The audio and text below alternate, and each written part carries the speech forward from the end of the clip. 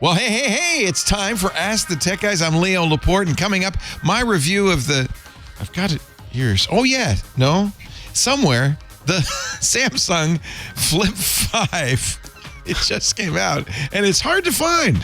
And I'm Micah Sargent, and we are going to answer several questions about how to stretch your Wi-Fi. Then, what's the best way to build the monster workstation PC? It's all coming up next on Ask the Tech Guys. Podcasts you love. From people you trust. This is Twit. This is Ask the Tech Guys, episode 1987, recorded Sunday, August 13th, 2023. Two heels, no toe. This episode of Ask the Tech Guys is brought to you by Milio. Milio Photos is a smart and powerful system that lets you easily organize, edit, and manage years of important documents, photos, and videos in an offline library hosted on any device. And it's free. Visit milio.com/twit. And by ACI Learning. ACI's new cyber skills is training that's for everyone, not just the pros.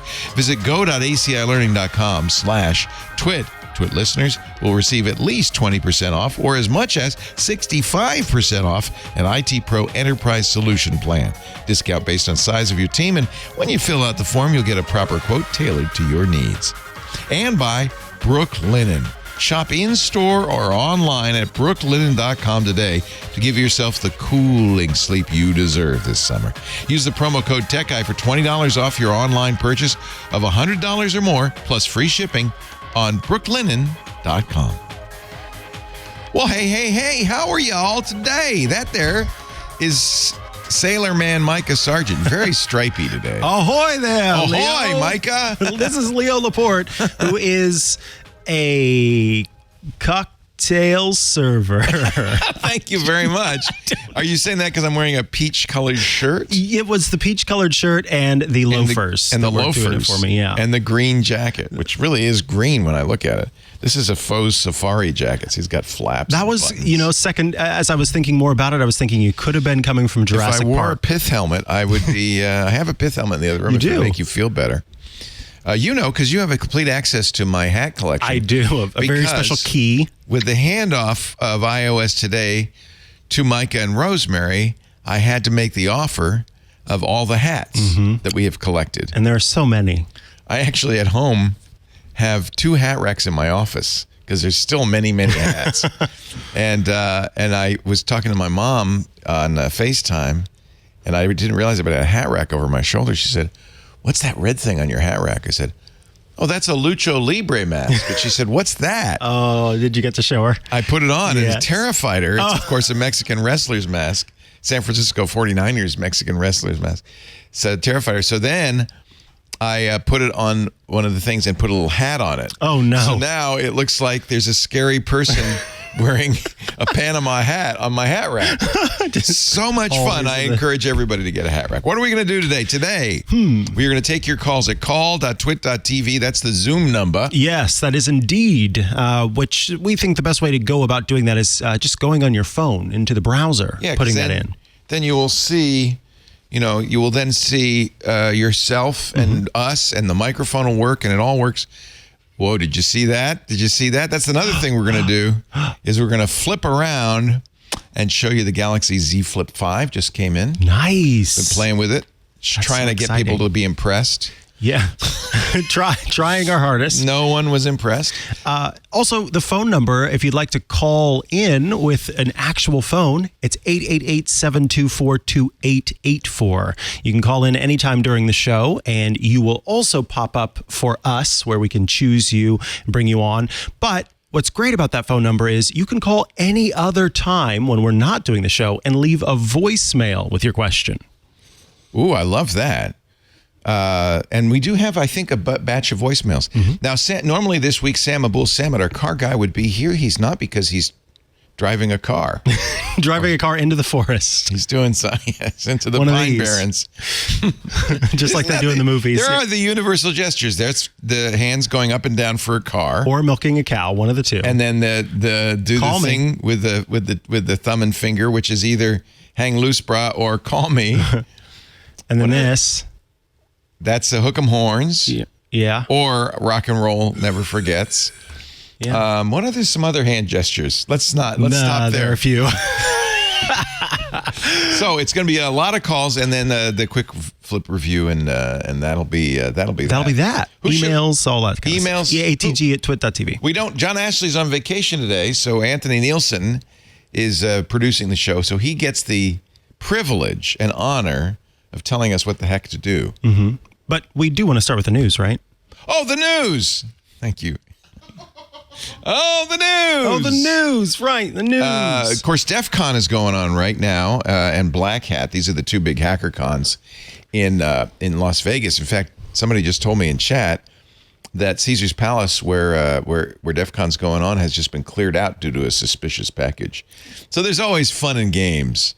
Can I ask you, which of the two is the more kind of buttoned up? Black Hat. Okay, so Black Hat is the more professional conference? Yeah, that's the one that people from No Such Agency and the Central Investigation Authority go to, and they meet the hackers and stuff. And then DEF CON follows, and it's kind of more fun and games and stuff. But at both, you get presentations from people who have all year been working on hacks and security flaws, and they come up with some. For instance, Patrick Wardle, who we love, yes, from objectivec.dev. He is both a developer for Apple products, but also a security guy.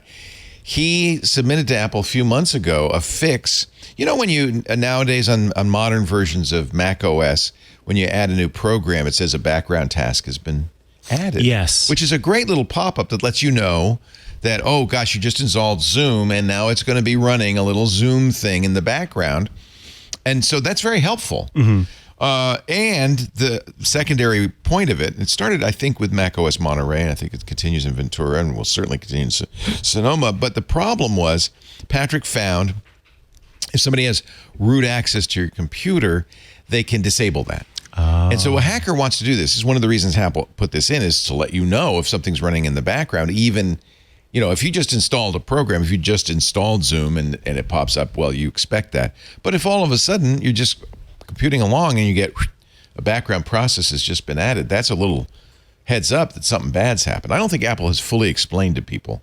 They have not. Because they need to tell people that, right? That's a cause for concern. Otherwise, you just go, okay, thank you. But Patrick found out that if somebody has root access, they could disable that. So he told Apple. Apple, he says, Band-Aid fixed it. They fixed it, sorta. And so he found out, and he knows this because he has a program that does the same thing called Knock, knock. Knock, knock. And do you promise every time I... No. Okay. Because if I do it, then you'll keep doing it. Yeah, well, you're right. You have discovered the secret to my psyche. That he says, because he wrote knock, knock, he has an intimate knowledge of how this might be disabled and bad guys might get... He says it's trivial to get around it. Now, is that a security flaw? No, you're no worse than you were before Monterey.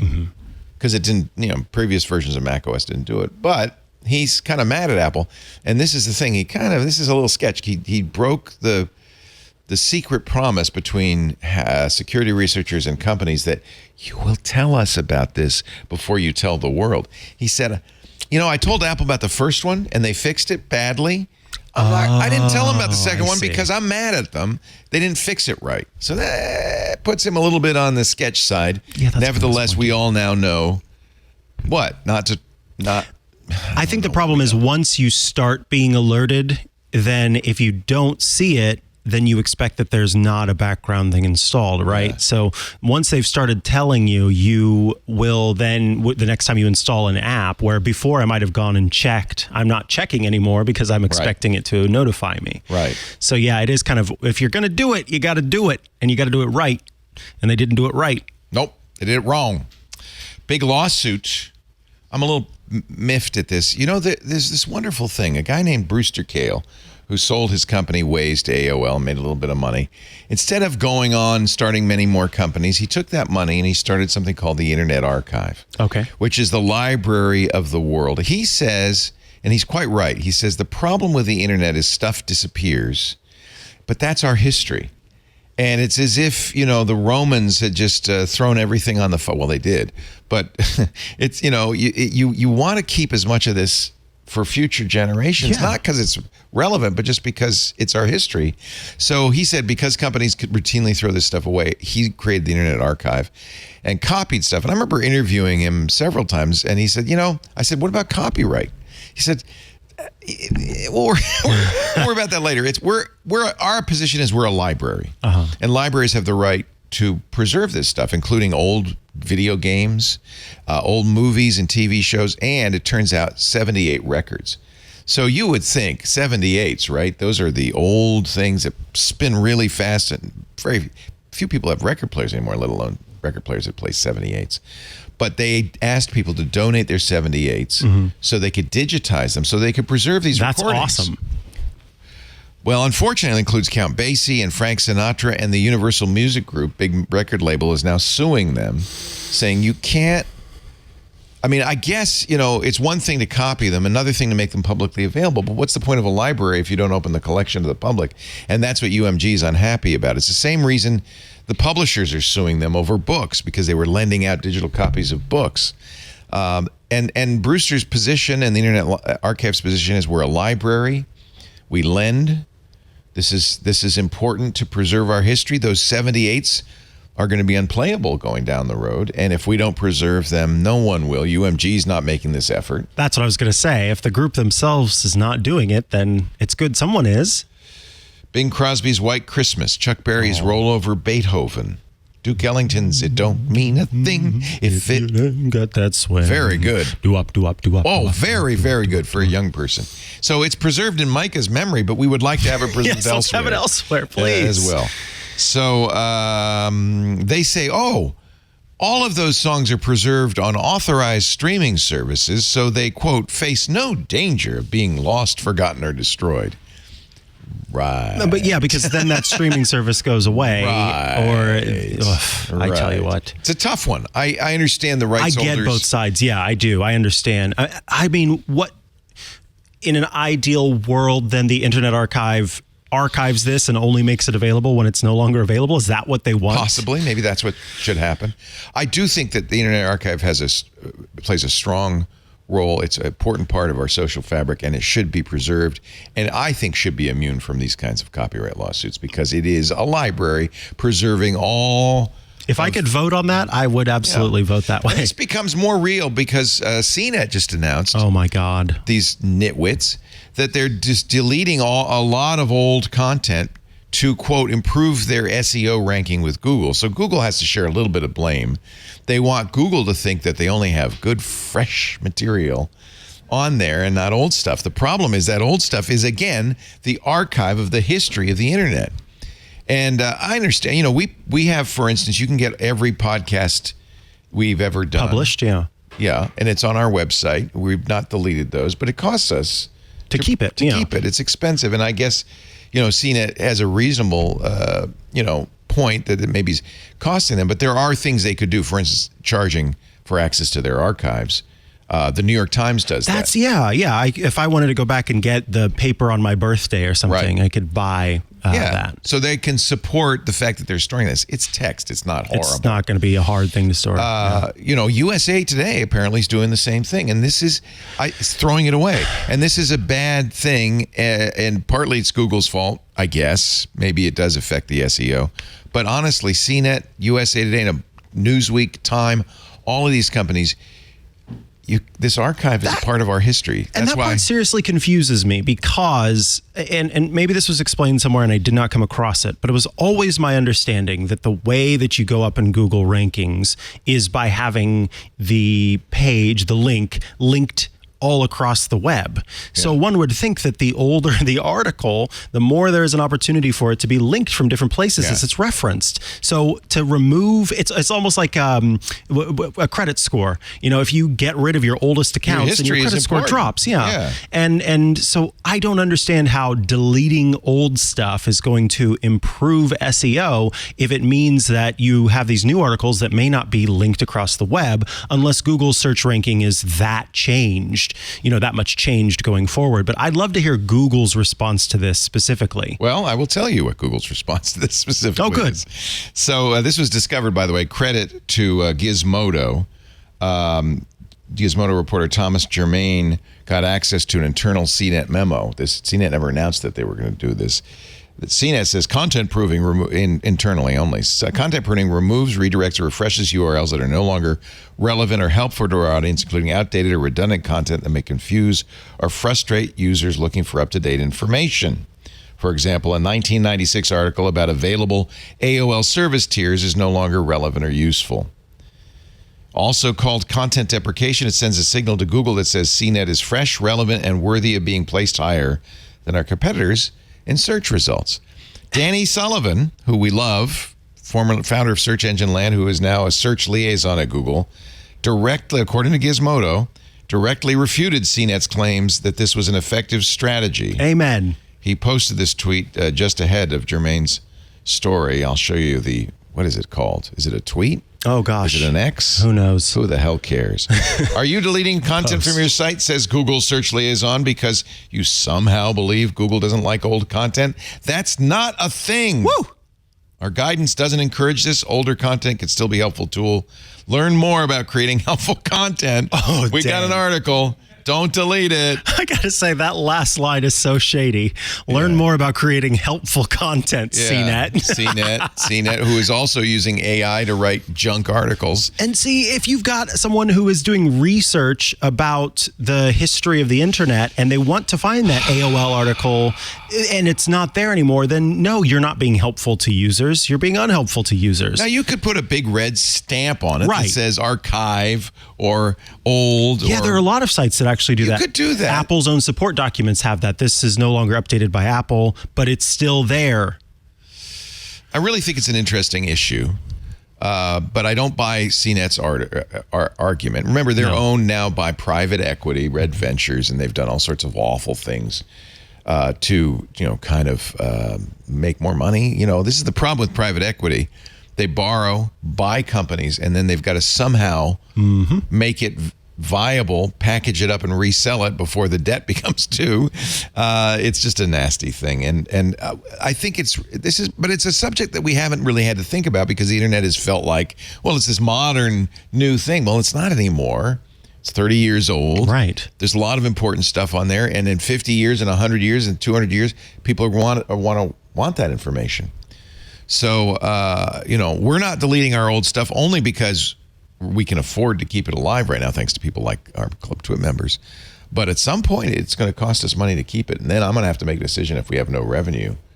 What do we do with the old episodes? I think, not to say that our old podcasts are particularly valuable, but if you were a historian and wanted to know what was going on in 2005. It's a great way to find out. Wanted to hear about the release of the first iPhone in 2007.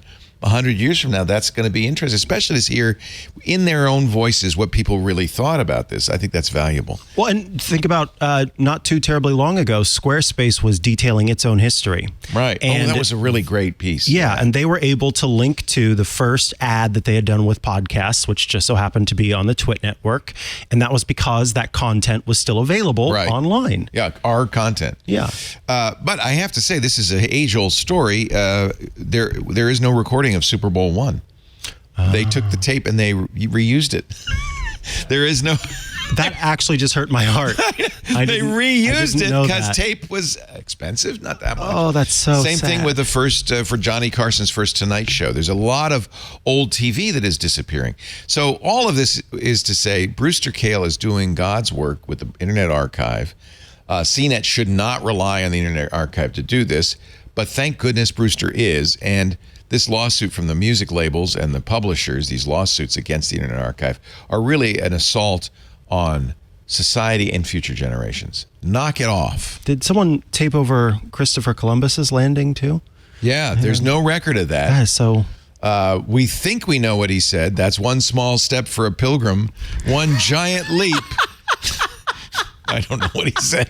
Oh, God. All right, let's do a quick ad, and then our first calls of the day. Sounds good. At 888, You know the number. 724-2884. You know the number. I know it. Did you Dymo label it on your phone? No, I read it on that little screen over up there. Okay. So every once in a while, I say to myself, I wish I had old pictures of John Slanina at the Twit Cottage. And you know what? Thanks to Milio, I do. This episode of Ask the Tech Guys is brought to you by Milio. Remember that, John? Yeah. Backdoor of the Twit Cottage.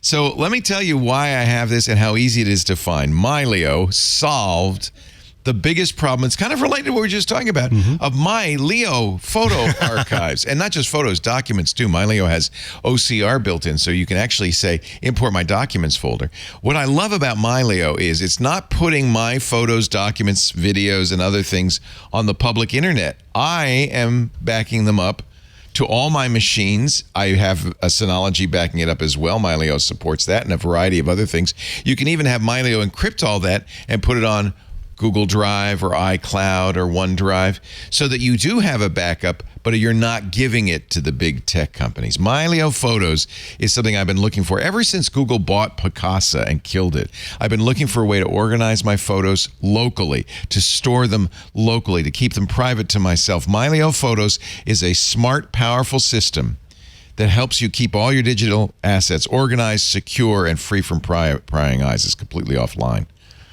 You back it up where you want it to back up, and you know they're completely protected. It is what we call, digital asset management done right. And I have to say, I am so glad, because one of the things Milio Photos does is it automatically does, the reason I could find John, it does all the face recognition on machine. On device. Behind the scenes. Beautiful. It tags things. In fact, I can go to my Milio Photos and look at my tags, and I have... it does automatically. It does all these smart tagging things. Look, it does all the geolocation from the EXIF data. These are the face IDs. So if I were looking for pictures of people from back when, it also, let me open up the sidebar, has smart tags. And look at the depth on the smart tag. So this is the activity smart tag, balance beam, ball player, barbell, baseball, basketball, parallel bars, pool table, scuba diver, wedding. It's doing all this behind the scenes in the background. Now, I have to say, I did have to identify the first few faces so they know that's Micah Sargent. But then it found even baby pictures of my kids. It knew, oh yeah, that's Abby. Yeah. Even though I only tagged adult pictures of her, they could tell. I don't know how it knows. It's fantastic. It is amazing. I have all my photos in there. One of the other things it does, this is a photo either from Flickr or Instagram. I had it import all my Instagram. I had it import all my Flickr, tagged it as well. And this is a big one for me. I have 60 or 70,000 photos on Google Photos, but Google Takeout, if you've ever tried to do it, it zips it up, tags it, doesn't have the names, it does all sorts of awful things to it. Milio understands the takeout files and automatically ingests them. Oh, brilliant. So I've got all my Google Photos in here. Woo! And because it works with your device's file systems, and by the way, Mac, Windows, iOS, Android, you don't need to spend time importing. It just works. It says, you want me to keep a copy of your documents folder? Yes. I can't believe I didn't know about Milio Photos. Now I do. And here's the bottom line. The funny thing, I buried the lead. It's free. Free on a single device. So you can start right now importing everything. If you want more features, there is a Milio Photos Plus subscription. I certainly did that the first thing I did. But you get to decide. Download the free version and see. You don't need to rely on the cloud to keep files accessible. You get to choose thumbnails, optimized, or originals on every device. So on my phone, where I don't have as much storage, I only do thumbnails. And then if I want to get that image, I just click it. It downloads it from my other machines. It's really incredible. Preserve your digital legacy today. Get Milio Photos for free. I've just scratched the surface of what Milio can do. Go to Milio, and please do this so that they know you saw it here. My fear is you're all just going to download it without telling them you saw it here. Mylio.com/twit. That's all you have to do. You will want to do that because there are some discounts as well that you'll find when you get there. Don't wait. Preserve your digital legacy today. Get Milio Photos for free today on your computer or your mobile device by going to the special URL. Please use this Mylio.com/twit. As one of our listeners, you're going to have access to special offers for Milio Photos Plus. Download Milio Photos free right now. Mylio.com/twit. Mylio.com/twit. Please take a look. I think you'll like this. It's fun for me to find all these old pictures from the old days. I love that. Who is that man? Who's that man? Question mark. Burke says he's never seen that photo. That's how old that photo is. All right, let's get some calls on the air. Who do you think, Anthony? Should I start with start with Adler or Bob? All right, we'll get Adler and Bob on, but I will start with Adler. Adler, press *9 to unmute, right? Am I right? *6. 6. Don't press *9. Who knows what'll happen? They take over the call. Hello, Adler. Hey, everyone. Thanks for having me on. Welcome. Where are you calling from? Binghamton, New York. Oh, I love Binghamton. That's where SUNY is. Oh, beautiful area. Yeah. Great campus, and home of IBM, as I mentioned on your former show. I always get there. Yes. So wait a minute. You're not going to get away with this. We got video of you. What the hell are you? Are you a collector of something? What is that on everything? Collector of everything. Whoa. Okay, I see DVDs. What are in the boxes in the closet? Those are all Funko Pops. Funko Pop. Oh, okay. And that's what's above you? Do you have every Funko Pop? that would be about 10,000 of them, so definitely not. You just have like 8,000 of them. Yeah, pretty much. Are the Funko Pops the Beanie Babies of the 21st century? Funko Pop collectors would want to disagree with that. The main reason is Funko Pops have a certain brand, a certain, Marvel. If you're a Marvel collector, you can collect the Marvel Funko Pops without collecting all of them. If you like, for me, I like ad icons, so anything that's ad related. Oh, that's interesting. Oh, they really got everything. Do you have the Office collection? No, I like. See, but Micah would like that. Micah would like that, right? My son, every other day we get a box about this size, and it has a Green Bay Packers Funko Pop in it. Oh. And he has a very large collection of those. They're kind of like bobbleheads. Yep, yeah. So some are actually bobbleheads because of the contract or the licensing deal that Funko has with whoever. So Star Wars and Disney, Star Wars and Marvel, I think. No, Star Wars has to be on a base. Oh, interesting. Marvel has to be bobbleheads, I believe. Oh, okay. Because they can't have it be a statue, because that's another. Somebody else owns those rights. And do you keep them? It looks like you do, sealed in the box. Yep. And if they're higher priced, they're in a hard case. So my most expensive one is the Blueberry, right over there.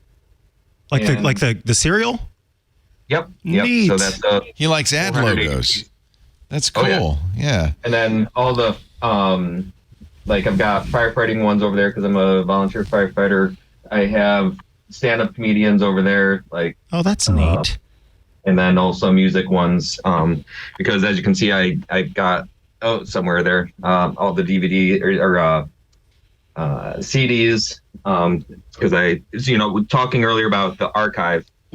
What's interesting is with digital media versus physical media, you can't really collect physical media, digital media, right? Like Amazon. Yeah, they own it. They're kind of renting it to you. Yeah.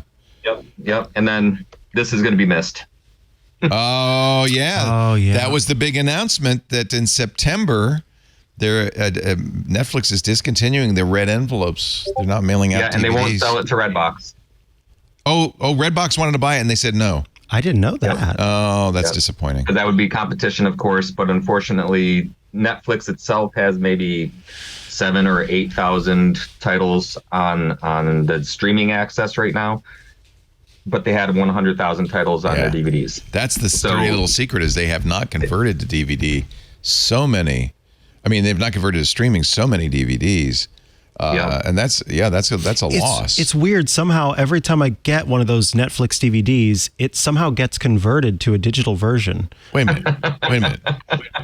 You still get the red envelope in the mail? I was for a while. I just started sending all of them back because of them closing down. But yeah, up to this point, it's mostly because I have someone very close to me who likes weird, esoteric. Yeah, and you can't get them on streaming. Yeah, you can't get them on streaming. Yeah. And so I ended up subscribing to it. And then, yeah, they arrive to me, and then somehow they get made digital. I don't know how that happens, but they just show up in my library digital, and then I send them back.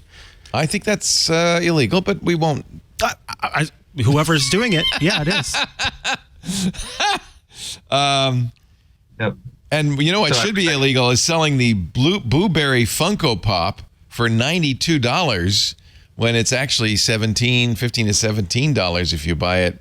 Well, that's a different one. Oh, that's not the one there's more than one Blueberry? More than one way to skin a blueberry. Yeah, so this one's metallic. They made 480. The value when value right now is about 1,000. Wow. 1,000. So it is a good investment. Wow. Oh yeah, someone right now is trying to trade the Freddy Funko character as Venom for a brand new Cadillac Lyric. He's gonna trade 3 of them. Okay, so you've got millions of dollars worth of Funko Pops right there. If only. But did you have a question? I forgot about that. I'm much more interested in the Funko Pops. All right, what can we do for you? Okay. Well, first, he already successfully traded 6 of them for 2 Cadillac Escalades. Oh, so this is a person who knows what they're doing. This is a thing. Yeah, so he was good at that. But I'm calling because I'm having an issue with Apple Mail. Okay. Where it crashes after downloading a certain amount. I've already rebuilt. I've removed and added the Apple Mail back on. I tried it on a different login. So I made a new account on my Mac and tried it there. So it's not, it's not under my account, the login. And it's not, I've got about 8 different email accounts on there. So I was able to figure out which one it was by disabling each one and then finding out which one it was, which is my primary account through Spectrum. And so there must be some email, I'm guessing, on the Spectrum server, which is not allowing, which is crashing the Apple Mail once it gets to that point. And I'm trying to figure out the best way to figure it out, either using the webmail access that Spectrum has. It's a legacy Roadrunner account. Or if there's something maybe Spectrum has that can do an antivirus type thing or look for it. So you were able to narrow it down to the Spectrum email that, the rest of them, you could add them to your mail and you didn't have an issue. The first thing that comes to my mind would be to see what export options that Spectrum email has via the web portal. If it would let you export as mbox.mbox, for example.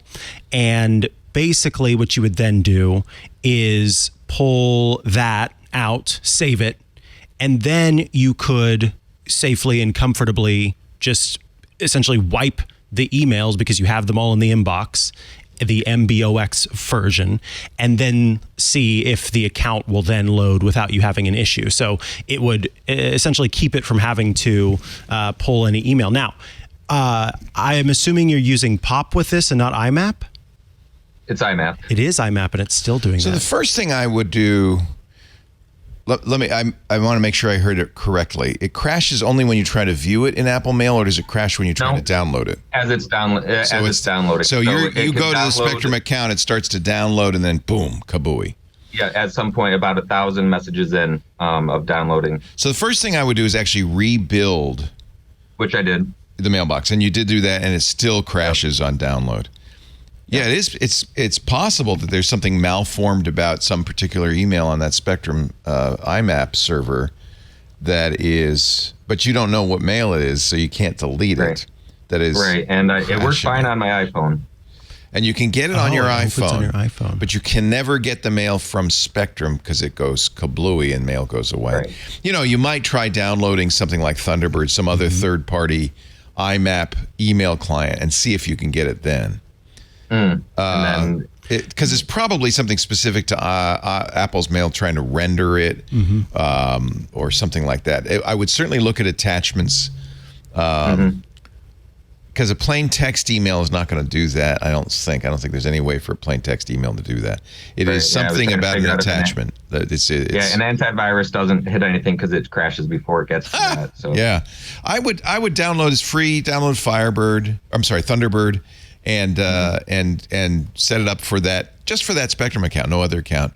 Download all the mail. Now that doesn't get rid of the problematic email on the Spectrum account, but maybe then you can look at which one.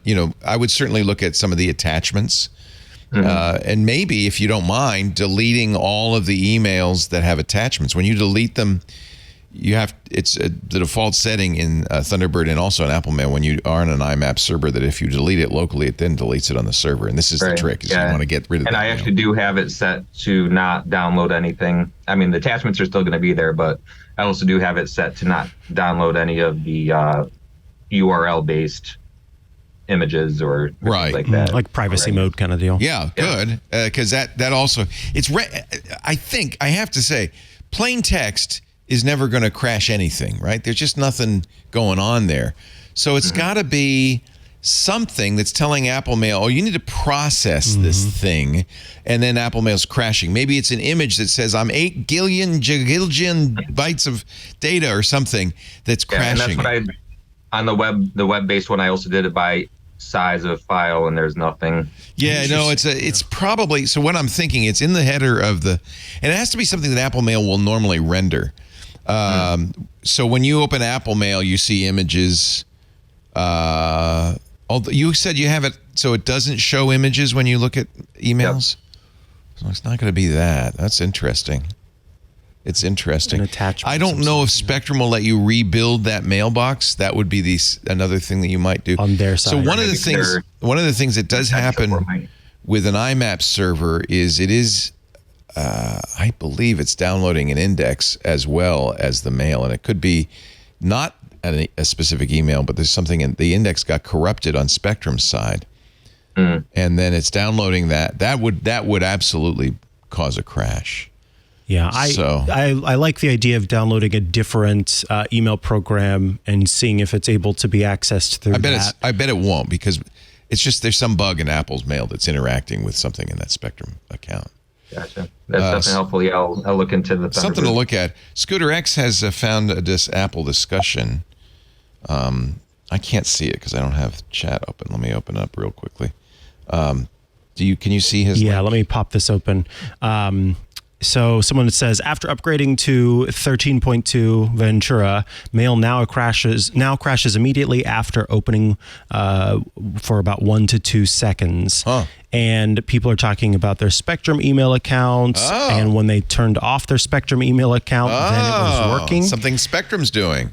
So it's not a specific message. Everyone's mentioning Spectrum here. Wow. So that's good. That's a really good clue. So it isn't, in fact, a message. It's something Spectrum's doing, which is probably sending some sort of malformed index down that Apple Mail's going, It's interesting that it works on iPhone, but it doesn't work on Mac. And I have multiple Spectrum emails, but this is the primary one I've been using for ages. It's the largest. So I wonder if the size of it. Messages. Yeah, if you're able to export an MBox archive of that, and then kind of just delete it. Yeah, basically go forward from there.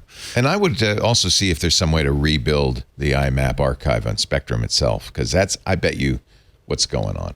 I would almost guarantee that what Spectrum has is some sort of buggy IMAP server that has created an index that is malformed, that is getting downloaded prior to downloading the mail by the mail app, and the mail app is choking on it immediately. So it's probably not a specific, in fact, I guarantee you now, because it's happened to other people, it's not a specific message. It is some communication going on between Spectrum and Apple Mail.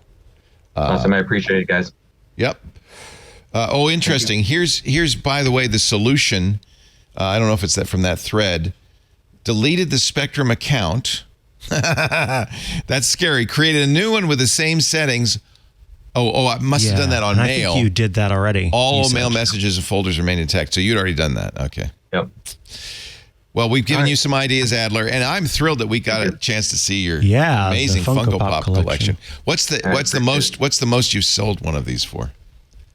The most I've sold, I I do have a store that I am trying to. Tell us the name of it so we can give you a plug. It's a BAI Collectibles. It's in the Binghamton, New York area. So yeah, BAI Collectibles. You have a brick and mortar store? Yeah, it's a shop within a shop, or a vendor co-op. Oh, nice. So I rent space there. Oh, yeah. So anytime anybody's in Binghamton, you know where to go. Look for Adler. Thank you much. Hey, Adler, it's great to talk to you. Thank you. Enjoy. Thank you. Interesting. I wonder what Spectrum's up to. Well, yeah, we will never. Hey, we shall Spectrum. Never know. Normally at this time, Sam Abu Samad would be joining us, but he can't do it this week because he's busy driving a nice, fancy new automobile. So that Like means this, we get Leo? to take more calls. Are they driving like this? Yeah, just like that. You're right. It looks more like milking a cow than driving a car, doesn't it? To be honest. Hello, Bob. If you're playing the drinking game version of Ask the Tech Guys, well, you know what to do. Hi, Bob. Hi, you guys. Welcome. Where are you calling Can you from? hear me? Yeah, we hear you great. Where are you from? Santa Barbara. Nice. Is the weather beautiful down there? It is. I bet. It's absolutely beautiful today. It's gorgeous. Say hi to Oprah and Prince Harry when you get a chance. Yeah. Actually, that's Montecito. That's a little fancier up the coast. Yeah, that's right. I love Santa Barbara, though. So what can we do for you? So I have a network question. Yes. And my brother-in-law has a barn and a small office that he wants to run the Wi-Fi to. Yeah. Wants to be able to get Wi-Fi out there. And he happened to have a conduit running to the barn. Oh, good. So that's he nice. pulled in some Ethernet. Good. And we're thinking either he'd like to have an access point in the barn and then continue the signal onto this little office or whatever. So I'm wondering if using a router in the barn, which would that give them an access point? And then, so the Ethernet is continue a Wi-Fi. Yeah, the Ethernet's coming off of a router in the house, right? That he's pulling in. Okay. So that's already routed. So, yeah, the easiest thing to do would be to connect it to not a router, but just a Wi-Fi access point. And they do make those, TP-Link and others make those, where you just plug the Ethernet into it and it just becomes a radio. And then it's a local radio right in there. Because you don't want a double route. That's called double NAT, where you have a NAT in the house. You don't want another router in the barn because that'd be double NATing. I mean, if you can't find a plain old Wi-Fi access point, which is just a radio, you can always buy a more expensive router and put it in bridge mode, and then it turns off NAT. But honestly, there are a lot of companies that make plain old radio Wi-Fi access points for exactly this purpose, right? I know TP-Link does. I used to use one from TP-Link. Go ahead. Would it have to be or preferable to use the same manufacturer? Nope, doesn't matter. Yeah, it doesn't matter at all. An access point will automatically work. It's just like it's plugged into the yes, exactly. Ethernet. Yeah. And what about like a mesh router, one of the satellites? Would that No, you don't function on that? Well, if he has a mesh, does he have an Eero on the other end? Or some other mesh? What's on the other end? Well, he's going to get a new router. If he gets a new router and that router has the option for those sort of nodes, Orbi does, for instance. Orbi, then it would be okay to use one of those. You're looking nodes. for something that's capable of using an Ethernet backhaul. That's what it's called. Yeah. And it is a better way to use mesh because otherwise it has to use wireless for the backhaul, and that takes up a channel. So, yeah, I'm looking at TP-Link sells a wireless gigabit access point. This is just a Wi-Fi bridge. So that's what you're looking for $40. It's simple. It's inexpensive. And then could you extend from that? Does it have like 2 Ethernet ports where you could go to the second location? No, this would be in the barn. If he's looking, Yeah, but from the barn to the small office building. Oh, he's even got more. Yeah, he wants to go to ultimately. But there's no conduit to the small office building. It's nearby. Yeah. Then a router would probably be better with NAT turned off, huh? No, I think this will work too. It still has this should give you Wi-Fi. Yeah, this thing would give you Wi-Fi everywhere. How far away is the office from the barn? I'm not sure. If it's less than 100 feet, this would work fine. You might have to put it in a window or something. Yeah. But yeah, since the office doesn't have a conduit, it's going to have Wi-Fi. So what you're saying is, I need something powerful enough to start in the barn and reach the office. And the barn has conduit back to the house where the main router would be. If you got an Orbi in the main house, the Orbi, you then connect the Ethernet, plug it in. Orbi's base station has Ethernet port. You plug it in. Then Orbi has satellites that take Ethernet. You plug it in there. That's now the backhaul. And it's all going to be one network, which is nice. And Orbis are very powerful. Should be able to, if the office is near enough, it should be able to reach the office without any problem. Okay. I think the TP-Link also has Ethernet on the back, but that doesn't really solve your problem, come to think of it, because you don't have conduit to the small office. You need Wi-Fi to the small office. Is that right? Well, as far as I know, I haven't actually been there to see what he's doing yet. You need to do a site. I need to do a site assay and figure out exactly.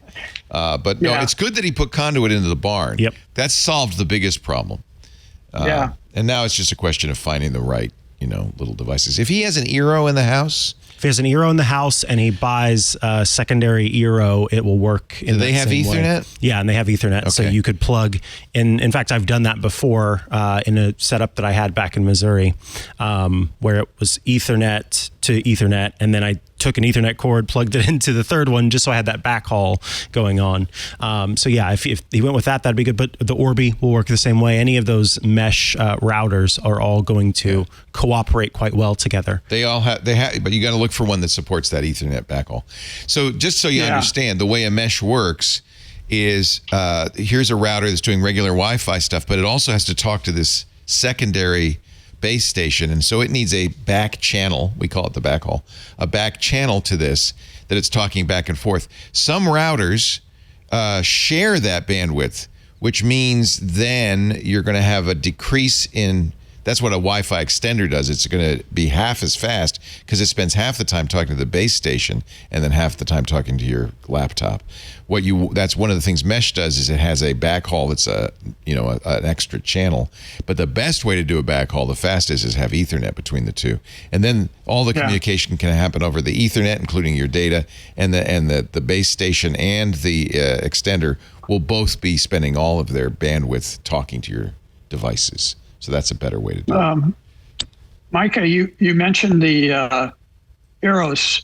I know that's a lot more reasonable than Orbis now. It seems like the Orbis are really expensive. Oh, interesting. They're like in the $500-600 range. Yeah. It seems like for interesting. I know Amazon, after Eero was acquired by Amazon, Amazon has done what it can to make them very price effective. So I imagine that's a part of why they are. He may not like the $100 a month, $100 a year subscription. Yes, but you don't have to have. You don't have to. That's just extra. Yeah, that'll get you a free password manager as part of it. You get to do some special networking stuff for blocking certain sites and parental controls. But without that subscription, you still get everything that you'd want to do with a router that's just kind of the base that's built in. That Eero Plus subscription just lets you set up like filtering on the network, ad blocking at the network level, and has a few things built in like a free account with Malware-Bytes, a free account with a password manager, and I can't think of what it's called now, but it's when you're out of the home and you want to be able to access while you're away. And remote management. I don't think you want to do that. Yeah, all that stuff. Exactly. So no. I do that with my mom, though. I do have access to her Eero because mom.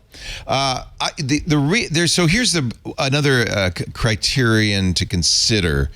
If the Wi-Fi from the main house is visible to the barn and the office, you would then want to use a single system like the Eero or the Orbi because you don't want that confusion. If it's so far away that it's not even visible, then the backhaul to a Wi-Fi bridge would be more than adequate.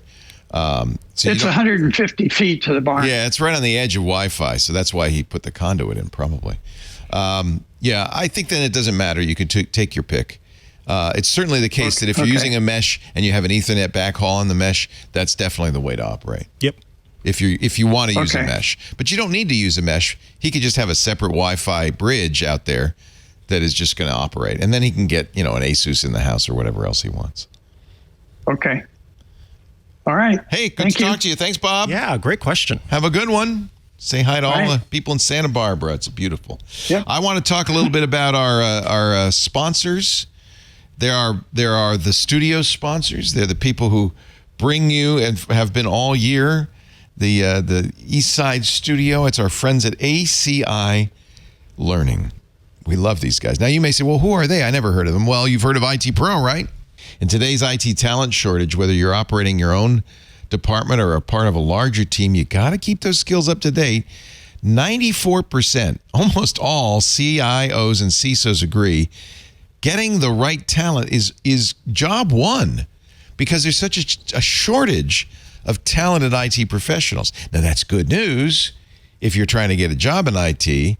It's also important news if you're running an IT team. It's a lot easier to upskill your existing team than to go out and hire new people. You want to keep them happy. You want to keep them smart. That's why you want ACI Learning. Accessing more than 7,200 hours of content. ACI Learning is always adding new content, by the way. They've got studios running Monday through Friday, all day, 7 of them. And your team will love it. They will thank you for training that is not only informative, but entertaining and fun. If they're geeks, they will love it. I was just talking to somebody when I went to see Oppenheimer on Friday who's learned from IT Pro, and he loves it. That's the key, right? And I think one way we know is that ACI Learning's completion rate on their content is 50% higher than the competition. That's a big deal. That's because it's engaging. ACI Learning has a new feature that they're very excited to introduce. It's called Cyber Skills. And it's a solution to future-proof your entire organization, not just the IT department. It's a cybersecurity training tool for all your members of your organization, all your employees. Cybersecurity awareness is especially important for our non-IT professionals, right? So they don't open that phishing mail and give your bad guy access to your network, et cetera, et cetera. With Cyber Skills, you'll get flexible, on-demand cybersecurity training. Covers everything from the basics: password security, phishing scams, malware prevention, network safety. Your employees are going to love it because, again, it's just as engaging and fun. They'll stay motivated and engaged throughout the learning process because the material's not only easy to follow, but I've seen such bad training material. This is the good stuff. You don't want to bore them with bad stuff. With a simple 1-hour course overview, that's all. Your employees gain a tax-specific training. There's also knowledge check assessments based on commerce cyber threats that they'll encounter on a daily basis. You get access to bonus courses, documentary-style episodes. And I think these are so good, your employees are going to want to watch them and then learn about cyber attacks and breaches in their own style. ACI Learning helps you invest in your team and trust them to thrive while helping you survive in ensuring the security of your entire business. I think this is such a great feature. Just one of many they're adding. Cyber Skills. Boost your enterprise cybersecurity confidence today with ACI Learning. You love the motto. We do too. Be bold, train smart. Visit go.acilearning.com/twit. Twit listeners, you're going to get at least 20% off, as much as 65% off an IT Pro Enterprise Solution Plan. Discount based on the size of your team. So when you go and fill out the form, you're going to get a proper quote that's tailored to your needs. Please do this for yourself. Do it for your staff. Do it for your team. Go.acilearning.com/twit. We thank them so much for their support of Ask the Tech Guys. Anthony says we should say hi to Campbell. I think it's not Campbell. I'm going to guess it's Joe in Campbell, but let's find out. Hello, Joe.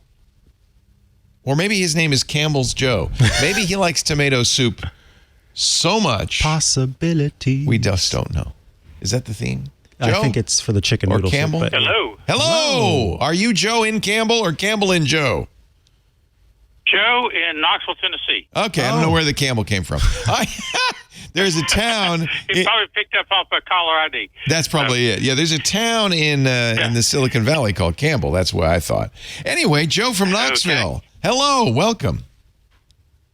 Yeah, I'm going to jump on 2 or 3 different things. About a year ago, I called you about my Facebook account got hijacked, and I was an admin, or I am an admin for a cancer support group called Husbands with Wives with Cancer. And like in less than 2 minutes, I get 3 emails that come in. My password's been changed, my email address has been changed, and my cell phone number has been changed. What kind of jerky son of a gun would hack account. that? That's just awful. Yeah. So I had to open a new Facebook account and then go back to get in touch with other guys in the group to get in touch with the original admin of the group to add me in as an admin. I was able to sneak in a new email address to the old account, and then I just let it sit there. I didn't fool with it. And then it took me about 8 months to recover it, but I finally recovered it. Oh, Joe, I'm so sorry. And God bless you for not only doing that, but for doing the work to get it back going. Yeah. Yeah, my wife's 3.5 years out from her chemo, surgery, and radiation, and cancer-free. Yay! That's fantastic. Did she ring the bell? And yeah, well, yeah, she definitely rang the bell when she finished her chemo. That's so and good. we see her oncologist in about a week and a half, just as a follow-up. When she was going through her chemo, my wife's a quilter, and she was hand-stitching pieces together to make quilt blocks. Oh. And then she started stitching the quilt blocks together to make the quilt top. Well, her oncologist, when he was in medical school, rented an apartment for an older lady who was a quilter. He learned to quilt. Whoa. So he was watching her every time she was there for her chemo. She was doing her squares. Well, yeah. Yeah. She finished the quilt several months ago, and the last time she went in, he was on vacation, so he wasn't there.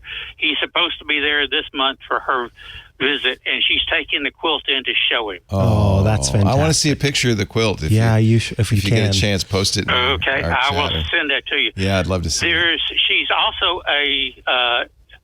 one of the leaders in a local quilting group, and they make quilts that they donate to East Tennessee Children's Hospital. Nice. Last year, they donated over 400 quilts. Wow. Amazing. I think I want to take up quilting. This sounds like fun. Do you do any quilting? No. Dr. Mom says when she was on... volunteers at a... Dr. Mom says when she was on... volunteers at a fabric shop.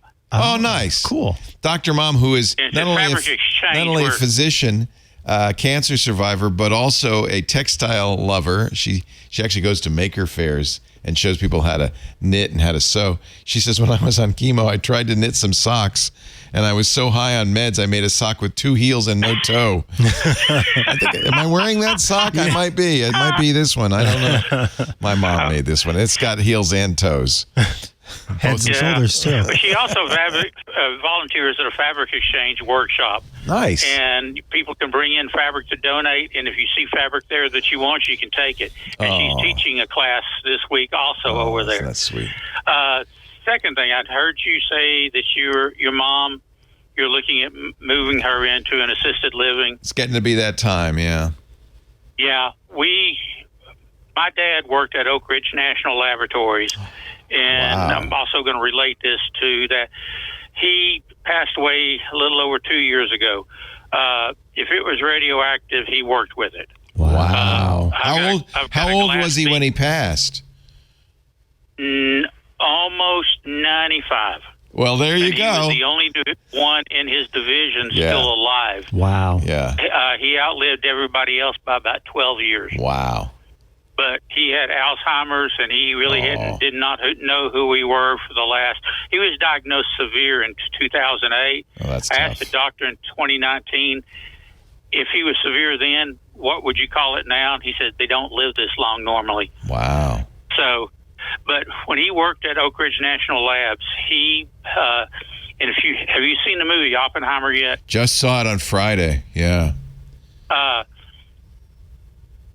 Dad met Oppenheimer Really? in the late 50s, early 60s. What? And if you do a Google search for my dad's name, Kermit B. Campbell, Stagg Field, there's a link that comes up on Google, Oak Ridge National Labs, and it says 50th anniversary. Wow. And there's a picture of my dad holding a canister that came from the reactor at Stagg Field. Oh, my. And in a plastic bag, there's uranium from that canister in a plastic bag. You know, Oppenheimer himself died at the age of 62. I think that probably even as they were doing that work, they knew that they were risking their lives. But really, having uranium in a plastic bag is perhaps going a little far. Well, the last few years Dad was alive, I bought a Geiger counter and went through the house. Oh, I bet. And did you find anything? It was a smart move. Yes. Smart move. You did find something? Yes. Wow. I have all of Dad's ID badges from the day he started working at Oak Ridge.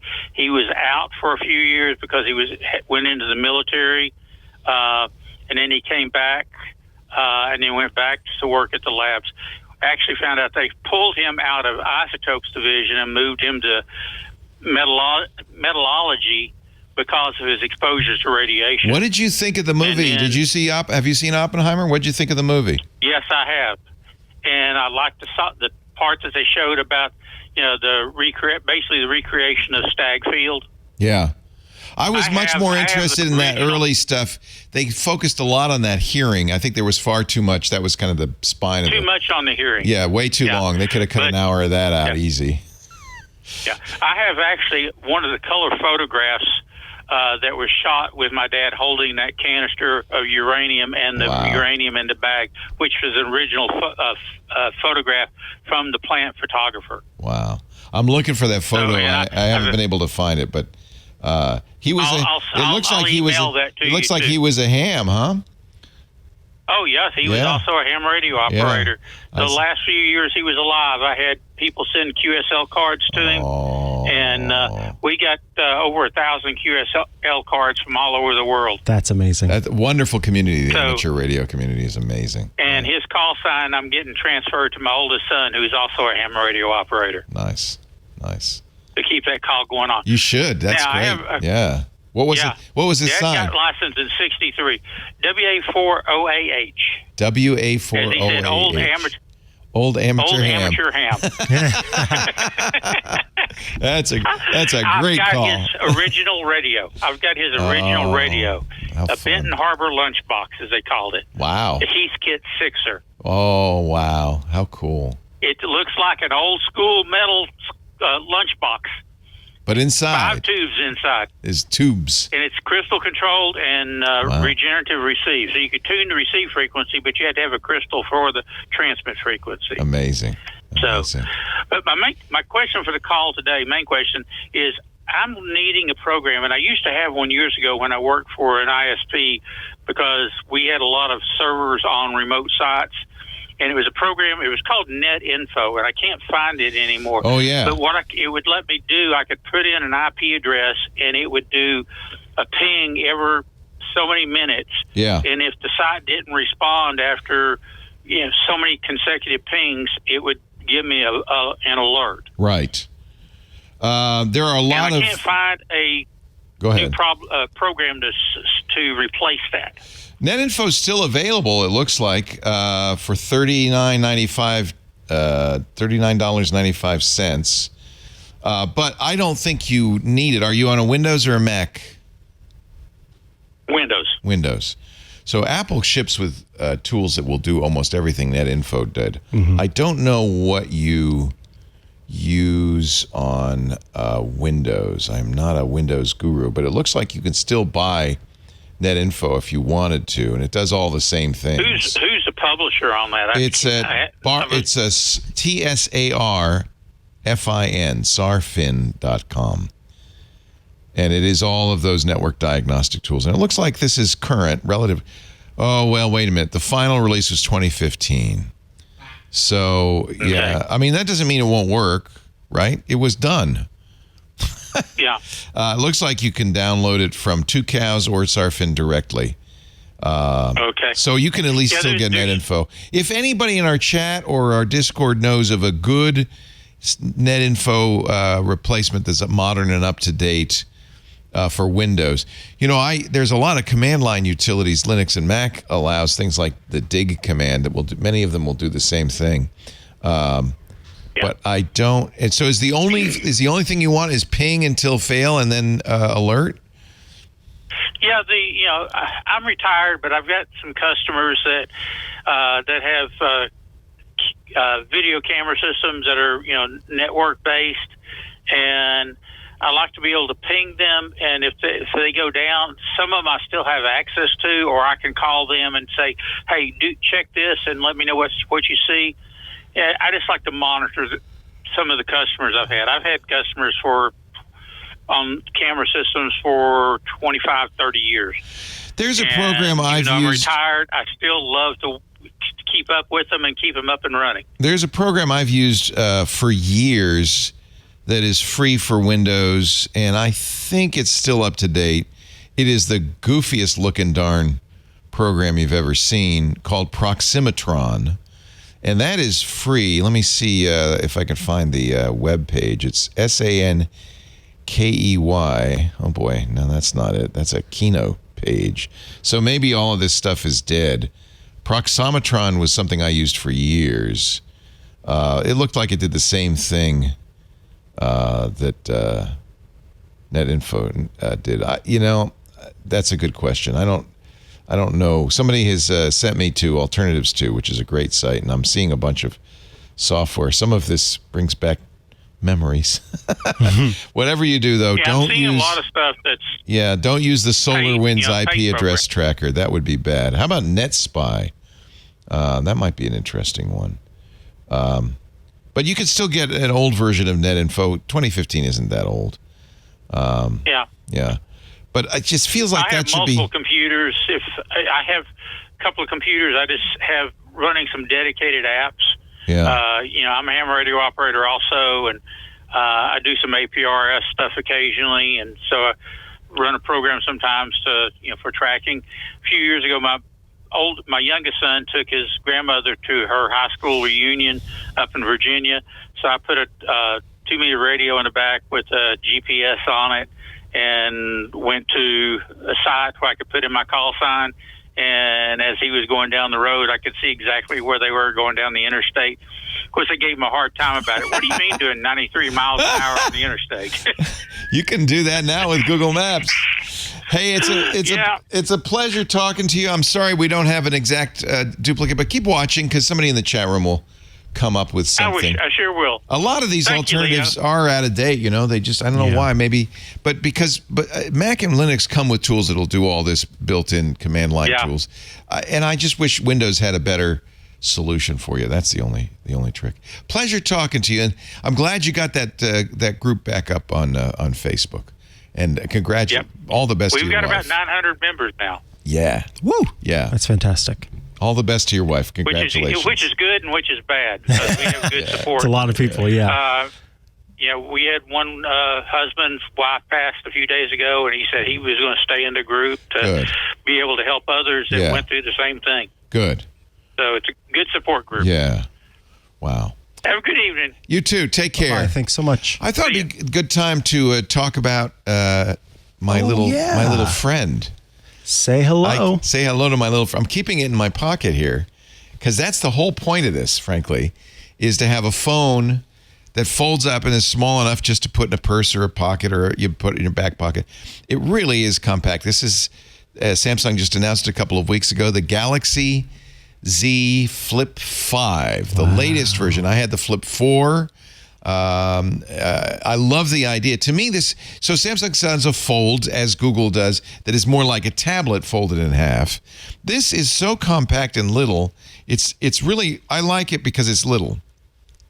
Samsung has done a few things to make this better than the previous.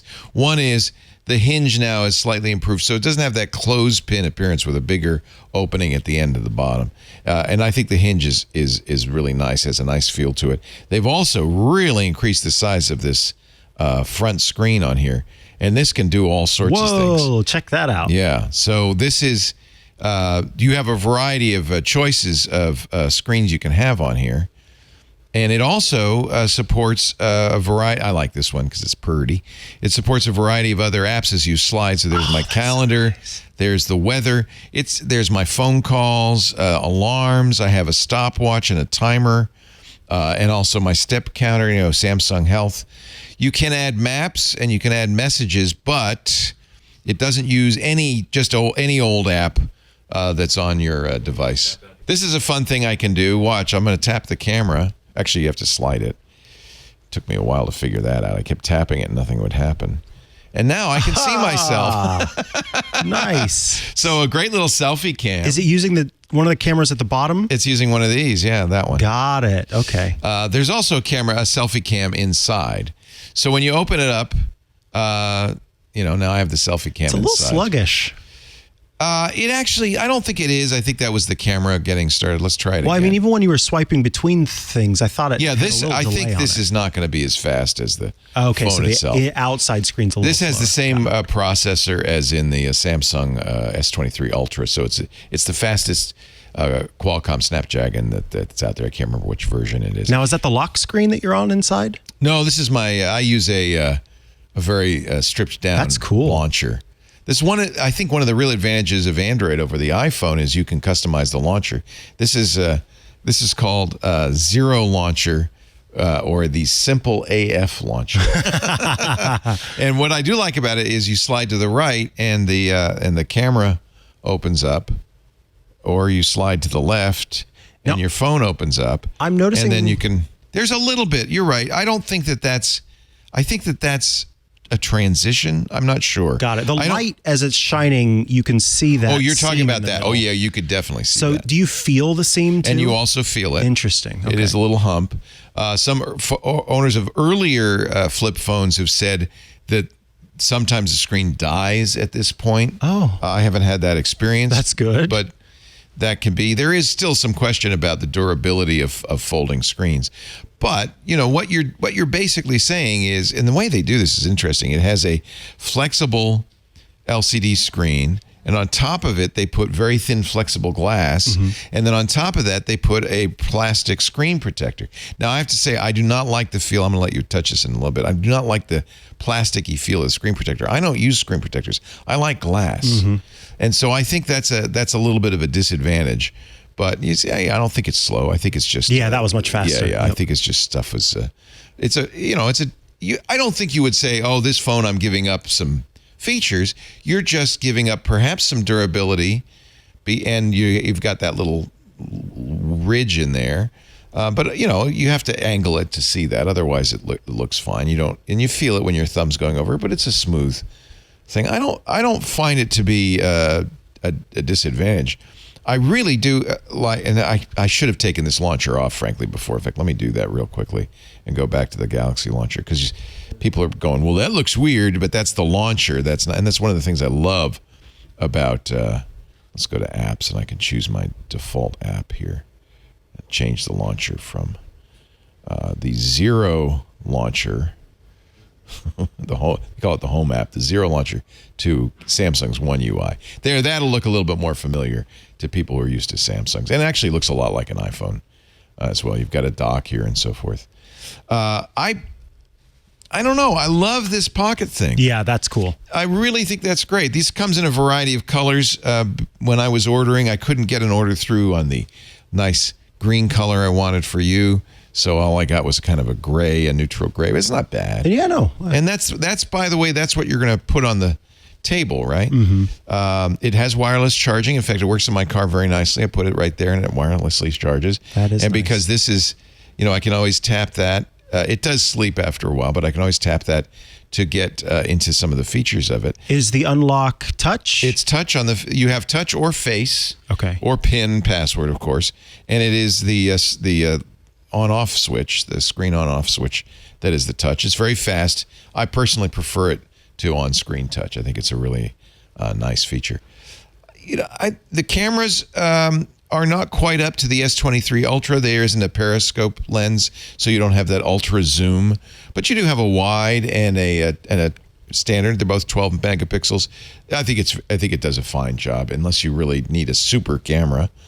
The market for this is to me sensible, which is somebody who wants to do what I was doing, which is to keep this phone in your breast pocket or your back pocket or your purse, have it not occupy a lot of space. When it opens up, it's a 6.3 inch kind of standard phone size screen. It's the aspect ratio is a little weird. It's a little taller than maybe you're used to. I'll compare it to my iPhone, and you can get a better look at how it compares. I have a giant pencil I could use for size comparisons, but that's probably pencil for scale. So you can see it's a little wider. I mean, a little narrower. Yeah, and just taller. a tiny bit narrower. But so that throws you off a little bit, but not terribly. The screens are good. I mean, Samsung makes beautiful OLED screens. I think the screens are fantastic. Cameras are good. It's using the same Sony sensors as all the world. It just lacks that extra wide zoom. And I think they've really improved it, because this full-size screen on the cover that's cool. is very useful. Yeah. And if I start a stopwatch, let me unlock it. If I start a stopwatch, I can just set it up here like this. Yeah. It's also smart. For instance, the camera is smart about the fold. Watch what happens as I tilt it. That's neat. So that way I can use this as almost like a little tripod. And they show that in the ads, and it's smart enough to say, oh yeah, there's a fold, so I'm going to put the picture above. Be like the a little fold makeup compact if it's turned the other way. Yeah, actually, yeah, that's a good idea. Let's just see on my. I just need to powder my nose real quick. Yeah. Lisa does that all the time. So it's pretty cool. That's a good point. I didn't think of that. Yeah, it's smart about that, and most of the apps that know about the phone, of course, are Samsung apps and so forth. But I think it does a very nice job. It's a nice piece of kit. Now, it's $1,000. But if you have another Samsung phone, Samsung, at least initially on all of these phones, is really generous on the trade-ins. Yeah, I heard the trade-ins were very generous. I mean, basically, if I'd traded in my old fold, I could have gotten this for free, basically. So it's not an expensive phone if you have a trade-in. If you don't, $1,000. That's an iPhone price, but it is a high-end phone. So I like it. Yeah, I think it's good. As long as you understand what you're getting, I would suggest here, let me give it to you so you can tell the folks at home how that screen feels. Yeah. Because that's, as long as I would say go to the phone store and feel it. Okay, I see what you mean. It's got a little bit of a grab, it's as you're kind of moving around. I like glass. I like the slipperiness of glass.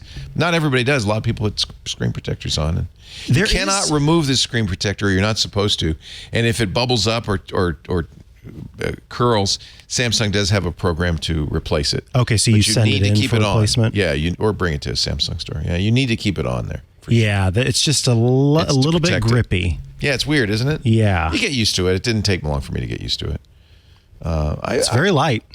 Yeah, that's important. Yeah, it's light, it's small, it's compact.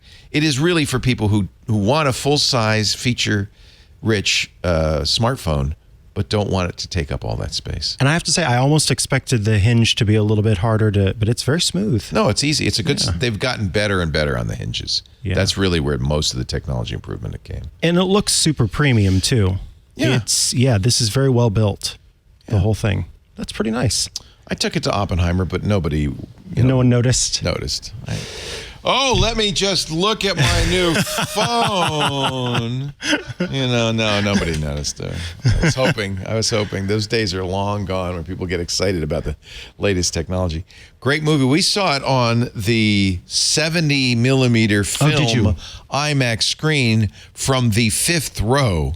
So, oh no, were you having to do one of these? It's pretty big. And, almost the very first shot is a close-up of Oppenheimer. The close-ups are very close. And you can see all the wrinkles. They claim that it's equivalent of 18 megapixels. Those frames are, the film frame itself is 70 millimeters. It's almost, 7 centimeters diagonally. That's big. Mm-hmm.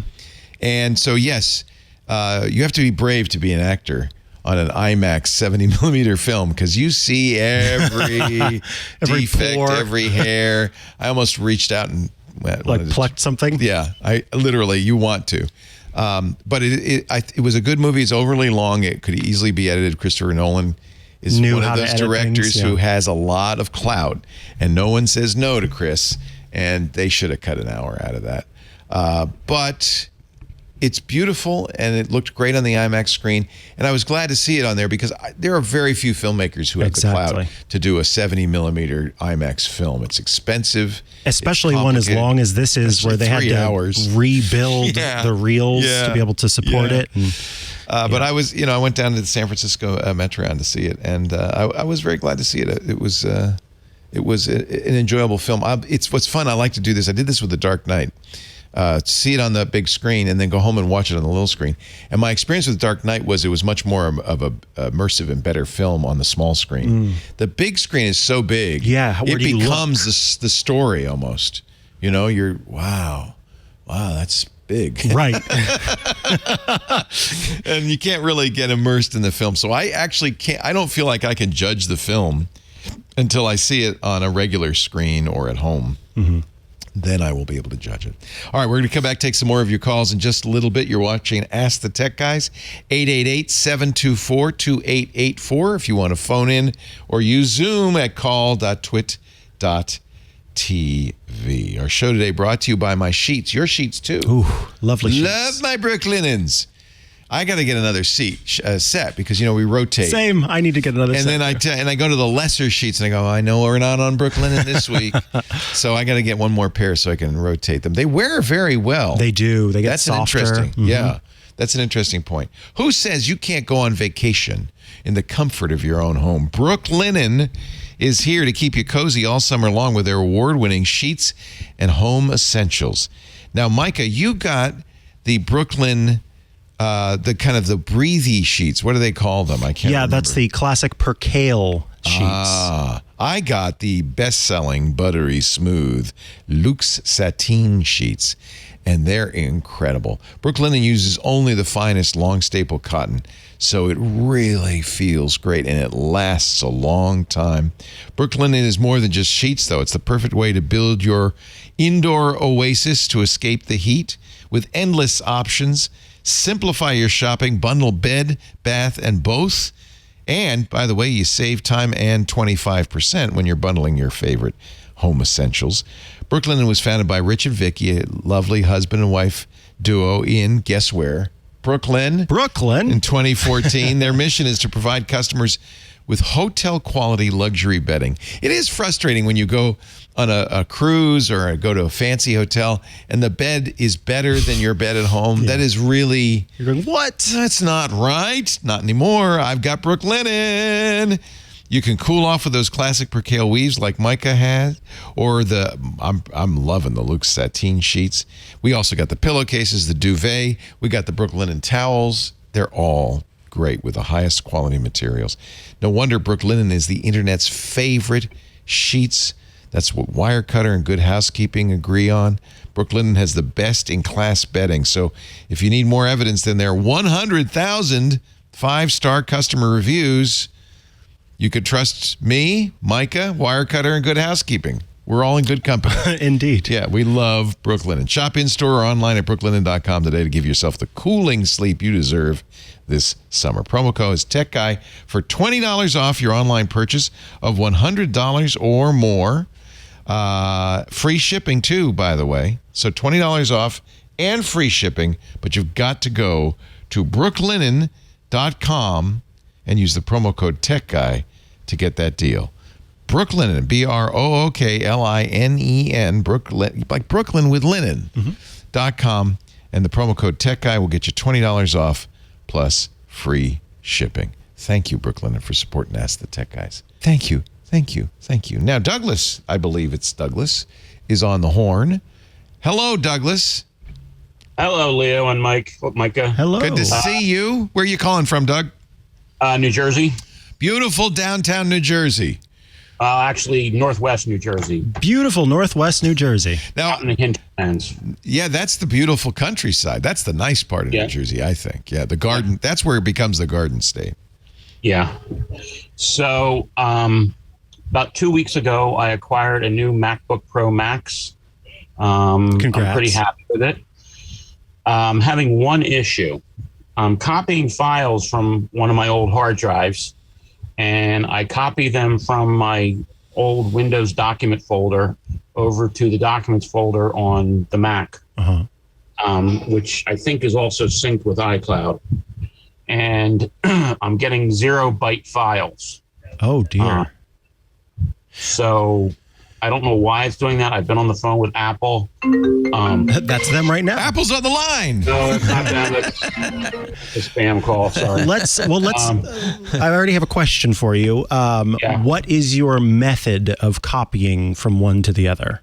So I have the drive is plugged in as an external drive.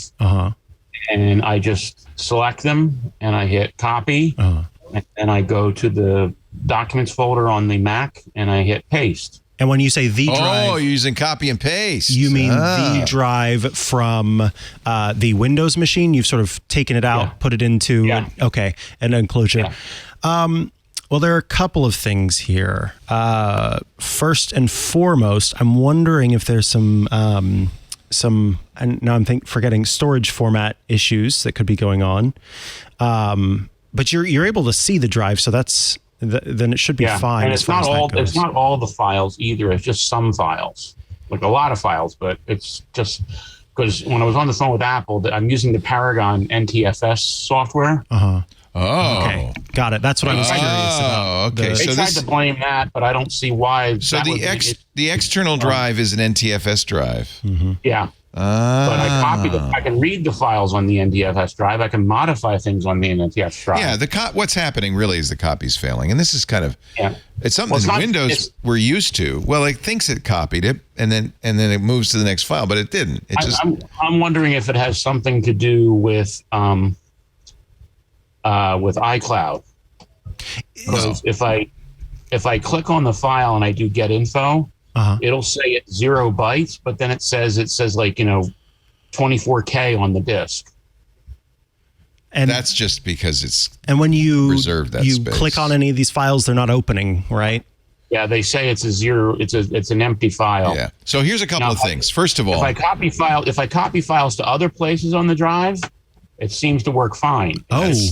That's what I'm saying. Documents folder. Yeah. So you have it set up, and Apple does this by default, and I really don't like it. But when you set up any new Mac, by default it copies the desktop and the documents folder. Just those two. Yep. It actually puts them on iCloud, and their theory is, we're going to be great. We're going to back up for people automatically. I don't like this behavior. I always, when I set up a new Mac, turn that off.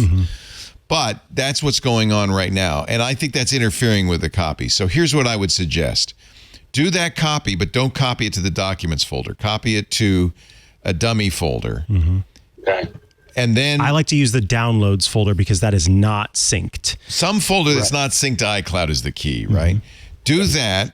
Let it settle. Let it complete. Copy and paste is not my favorite way to copy, but see if this works.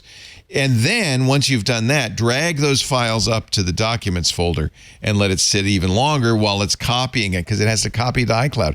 So in effect, what you're doing right now is you're doing 2 copies in one move, and I don't like it. So copy to a local folder before you copy it to the documents folder. Like make a documents folder under downloads. My special documents folder, whatever. And copy it there. And make sure that you've got the full copy. And then you can drag those files to your documents folder and let iCloud do its thing. You've got 2 different processes going on at once. I think that's what's causing the problem. All right. Yeah. In general, I don't like to use the copy and paste for a large copy. I agree. It works. And it's really, in theory, on the Mac, just calling the normal copy command. There's just several ways to invoke it. You could drag it, you can copy and paste it, and you can even, in your command line, copy. I generally, if I were going to do that on a regular basis, I would use the command line and a command line program called rsync. Now, this is a very non-GUI way of doing it, but rsync. Yeah, I'm familiar with rsync on Linux. So. It's the same command. It's available on the Mac. If you don't, I don't know if it has the latest. I use Brew to update all that stuff anyway. But you could use that. Would be another way to do it, because rsync does verification. So rsync -RAU capital L source and destination, or is it destination.source? I always forget that, so I always have to look at the manual. And then that's going to make sure that it worked. rsync is designed for copying over unreliable networks and things like that. Okay. So that's a secondary way to do it. I think plan A is just do it to a local folder first. Okay. All right, I'll try that. Hey, it's pleasure. Is there anywhere where they have? I have my Mac is docked with a Thunderbolt docking station, and I have my old keyboard plugged in. Is there anywhere that tells you what keys to use on a Windows keyboard to work with Mac for doing things like copy and paste and select and things like that? Or that's a good question. Yeah, I have a Keychron keyboard, a couple of Keychron keyboards that have a switch to go from Win to Mac. But I've used Windows keyboards forever. Usually the Windows key is the command key. Okay. And the Alt key is the Option key. Microsoft actually has its own page, keyboard mappings using a PC keyboard on a Macintosh. I'll make sure that makes it into the show notes. But because I've been looking at USB Mac keyboards because I don't want a wireless keyboard, but everything's all these chiclet keyboards, and I don't like those. Yeah. Look at Keychron. If you don't mind spending a little money, John, can you hand me my Keychron? It's over on the Lenovo. I have now become a Keychron devotee, and people who are serious about keyboards often prefer this. Now, you can spend a lot of money on this. I think this is a couple $100, maybe $300, and it should be because it weighs like 20 pounds. Seriously, here, just feel how heavy that is. Oh my! Why does it need to be this heavy? Because it's good. That's how you know. Remember? That's how you know the quality. On my shelf, I have like 3 or 4 old IBM PS2 keyboards. This is like that. And they have different switches. Yeah. This is different switches. This is the kind of the more clicky of the switches. I think this is their... Okay, but that doesn't have a numeric keypad. Well, you can get them with that too. The Keychron sells them all. But yeah, the main reason I'm mentioning that is if you look on the back, can you do the over the shoulder shot here? If you look at the back, it's got a switch that says Win or Mac. And it comes with, in the box, a little key puller tool, and it comes with the Windows key. You see I have the Mac key on here. Comes with the Windows key. It will also come with Alt instead of Option. Those are the real differences, Alt and Option. Control's the same on both. This one has a fun backlighting capability. Has all sorts of different weird backlight possibilities. But the keys do not light up from inside. It's just underneath the key. I have it set so that it lights up when you hit a key. So it's kind of like a little feedback that you've hit a key, but it can do all sorts of things. But the main thing is these switches and the solidity of it. It's got this one has a little knob, but it have a variety of them, including if you want a keypad, a numeric keypad, they'll have that too. Yeah, I shocked a bunch of people by getting a Mac. I was debating about a Mac Studio or the MacBook, and I was going to wait because in another month or so we have a sales tax holiday. Back to school, and I was also going to be heading down towards Delaware, but then my 10-year-old Windows PC gave up the ghost, so I was kind of forced into buying the Mac. Yeah, that's the worst, isn't it? I hate it when that happens. I bought it off the refurbished store, so I saved it up $5. So New Jersey has a annual sales tax holiday for back to school. We have one in Missouri as well. Yeah. What a great idea. And actually last year I got the email about it from Apple. Apple knows. Yeah. Yeah. So, we're expecting an Apple event pretty soon, actually, but it won't be for computers, most likely. Mark Gurman of Bloomberg says it's going to be... September 11th or... No, 12th or 13th. September 12th or the 13th, yeah. Which is a Tuesday or a Wednesday, the week following Memorial Day holiday, and that the new iPhones will be available on the 26th. I'm going to be in Disney the week of Labor Day, so I hope it's not that week. It won't be. Yeah, they won't do it. They know you're in Disney. That's exactly. And then if there are new Macs, and there probably will be new Macs, but it won't be till October, I think. Yep. Yeah. Yeah, so we'll see what happens. It's a pleasure, Douglas. Yeah, rsync is your friend. I use rsync whenever I want to make sure that I got every file, especially if I'm copying a lot of files. I love rsync for that. Yeah, I called in a couple weeks ago with questions about my new big lens I got that was having trouble focusing. I remember another air show. I went to another air show and I wasn't exactly pleased with the with the pictures because the exposures were all off. But I mean, the pictures I got of the Blue Angels that I showed you guys. Oh, were yes. really, okay. Yes. Those, those were incredible. Well, keep working with it. I haven't had a chance to go out and take any lunar photos yet. So. Well, you missed 2 supermoons in a row. Yeah, well, it was weather. It was weather. Oh, that damn weather. I tell you every time. New Jersey may have a sales tax amnesty, but you don't have our weather. Hey, it's a pleasure talking to you, Douglas. I'm not sure I want San Francisco weather either. No, it's cold. It's cold. As Mark Twain famously did not say, the coldest winter ever spent was summer in San Francisco. Show me that whiteboard again. Julian. All right. Hey, good to talk to you, Douglas. Thank you. Now Julian is getting, come on down. Come on down, Julian. He's got his hand raised. Yep, and he made it to the I love this pop breakout room. I am more and more convinced that these make the best keyboard. I want to just put this is the compact one, and it's Bluetooth as well as wired. Let's see. Can you feel how big that is? All right. Oh, and it's not too loud.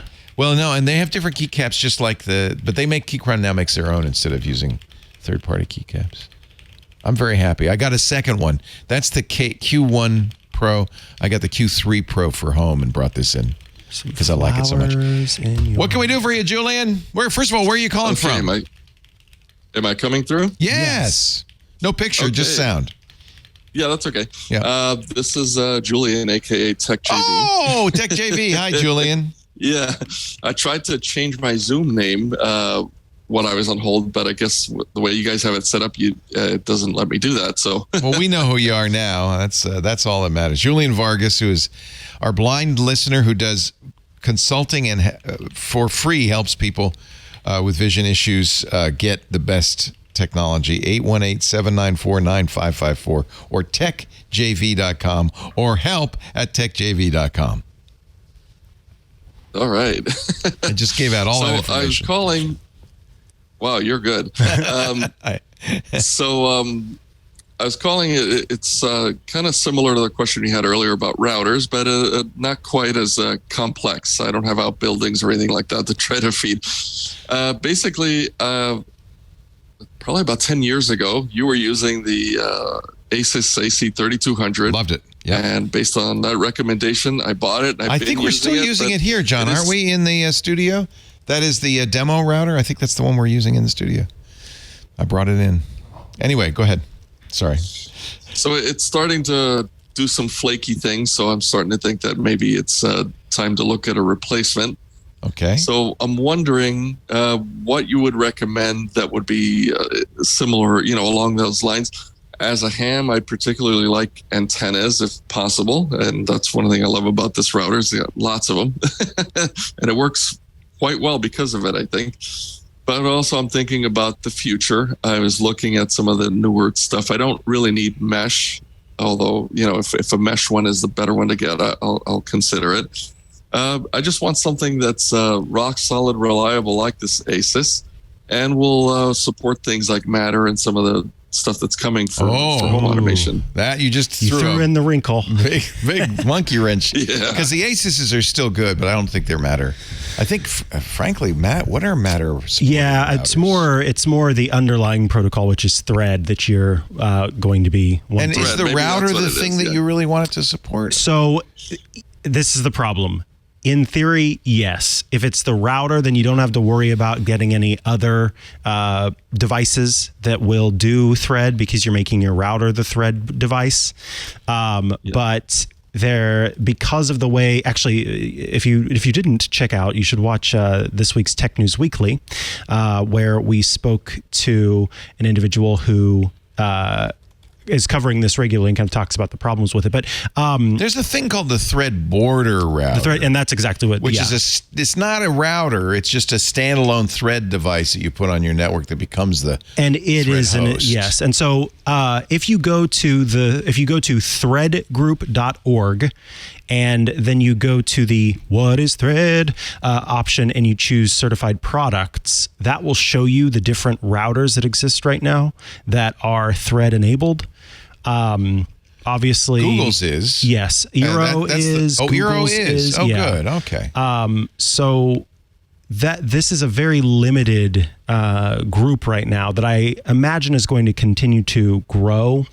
But I do want to point out that it's not necessarily necessary, that's kind of a mouthful, to make your router also the thread border router, because you're going to find that there are many devices that support thread that you can put on your network to then kind of be the thread border router. So you don't have to go with Apple's stuff. All of Google's stuff, like the Google Nest has it. And then there are many other third-party products like many of the devices from Eve.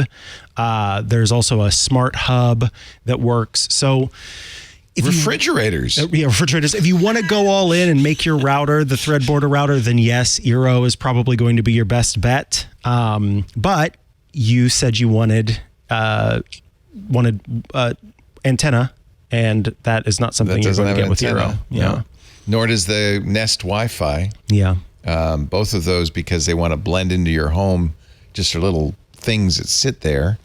I think you should not worry so much about thread. I agree. The idea of thread is that for people who say, what is all this with thread? It's for home automation. So maybe you remember when Hue first came out with their light bulbs, you had to get a Hue base station. And that was then on your network, and that communicated with the light bulbs. And then SmartThings came out, and they supported a variety of different protocols. So one SmartThings base station could control a lot of home automation stuff. Well, the Matter group has finally come out with a standard and a thread router that, in theory, will control everything. Stacy says, I bet it's your experience too. I'm not a big home automation guy. She says she still ends up needing dedicated base stations for a lot of devices. Yeah. That Thread's in its infancy. Maybe down the road, Thread will support everything. But right now, it doesn't. Having Thread in your router or in some device doesn't really necessarily solve all your issues. I would choose your router based on Wi-Fi and worry about Thread later. Do you have a bunch of devices that support Thread? I don't, but I like to buy a router maybe every 5 to 10 years. You want to be the only reason future-proof. That's the only reason I was looking at that. But it's not important to me at the moment. Do you have any really Echo devices? Yes. The later Echo devices are all thread border routers. So all the Alexa devices. Yeah, I know one of my the latest Echo Dot I think that I got is that. And that all you need is one. Yep. So you got it. In other words, you already have a thread border router on your network. No need for another one. So choose a good router. Asus still makes great routers that look like spiders with all the antennas. If you're an antenna buff, those are absolutely great routers. One of the things I like about Asus is it's a somewhat open firmware solution. So you can use DDWRT and some of the other open firmwares on there. And actually, their firmware is a version of it. So it's a very, to me, if you're a geek and you love to play with all the settings in your router, that's amazing. When I got an Eero, I was like, well, where's all the settings? Yeah, and that's ended up being kind of the big issue. I wonder, Leo, because you pointed it out earlier, a lot of these routers, these modern routers, are kind of forgetting the antenna for the point of having it blend in, which is pushing people to have to go to the prosumer or perhaps even professional market if they do want antennas. Does your setup at home, do the different Wi-Fi access points that you have include? No, I'm Ubiquity. So Ubiquity is a prosumer system that I put in during the pandemic because I was tired of, honey, the internet's not working. By the way, this did not solve the problem, but it's a little bit better. So I have a big, giant Ubiquity router in my closet, along with a big, giant Ubiquity switch in my closet. And then wires come out of that into the ceiling and then go. And so there's Ethernet drops everywhere, but also there's, in the hall, It comes out, and I plugged in. It looks like a flying saucer. There's no antennas. I mean, they're internal antennas, and it really is just essentially a big antenna because it's just a Wi-Fi antenna, and it goes on the ceiling. It lights up and looks like a flying saucer, and it connects to the Ethernet. It's powered over Ethernet, and that works great. But I have 5 of them in the house. We have a 5,000 square foot house, so it's all over. There's one in the garage. One per 1K square feet. Yeah, I mean we have them everywhere, but it solved the problem. There are no dead spots in the house at all, and when I sleep, I have interesting dreams. So I think I've really. And if you turn off the lights, he glows. Yeah. I am not a big believer in the notion that Wi-Fi is bad for you, but there are some who say. It's spoiling your cells. We have saturated the house with Wi-Fi. It's everywhere. But I like it that way. And we even did put an Ethernet everywhere you need Ethernet. That's nice. Right? Your TVs, your computers, your desks, and all that. So it's really just for laptops and phones. And a lot of, devices like the Echo and the Google Assistant and stuff. I guess we have Thread because I have modern Echoes. Yeah, but and you have the latest HomePods. Yes, I do. Yeah, so you have those have Thread also. Thread in multiple ways. Everywhere there's Threads, but I don't use them. So there. So home automation to me is a flop. Right. I'm sorry, it's not going to get better. It's just forget it. Forget you even thought of it. Leo and I agree to disagree on that, but I've been around long enough, Julian. I know what a flop is when I see one. Okay. Hey, Julian, enjoy your new router. It's great to talk to you, Tech JV. It's great to have you on the show, and thank you for all you do. TechJV.com. And thank you. Take care. Take care. Bye-bye. You're watching Ask the Tech Guys. Micah Sargent and Leo Laporte, and another call coming up. All right, we've got a call and we've got a Zoom call. Anonymous. I like people named Anonymous. Anonymous. We don't know who you are because you have call blocking turned on, but you're on the air. Hi, Anonymous. Hello. What's your name? Hello. This is John. Hi, John. Hello. Where are you calling from? I'm calling from Texas. Nice. All right. What's up? All right, I wanted to build a new PC because the one I had kind of died, but not just any ordinary gaming PC. I wanted to make more of a workstation. Yeah. But I want kind of your opinion. Are you what software are you using on your workstation?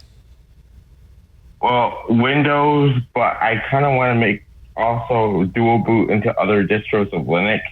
For other purposes. Okay, any PC can run Linux and Windows. The real question, though, is what client software are you using? Are you using, AutoCAD? Are you doing photogrammetry? You say you want a workstation. You want power. What is that power for? I want to get into Unreal. Oh, okay. Okay. So you want to use the Unreal Engine. And I think I'm pretty sure Unreal wants NVIDIA, I'm guessing. What's your budget? Because you can spend a lot of money on a 4090 if you want. Well, here's the thing. It's not. I don't think I'm going to buy everything all at once. I'm going to probably buy it piece by piece. Yeah, that's smart. Yes. So the Unreal Engine 5, according to Epic Games, wants at least a 6-core Xeon running at 3.4 gigahertz, 64 gigs of RAM, 256 gigs of SSD internal, 2 terabytes of external, and a GeForce RTX 28 Super. So actually, this sounds fairly old because I don't think the Xeon is the interesting thing on all this. Technically, a workstation might be using a Xeon. That's their workstation chip. But it is not their fastest chip. It's really designed for throughput as much as anything else. So that's interesting that's what Unreal is asking for. I think you'd be fine.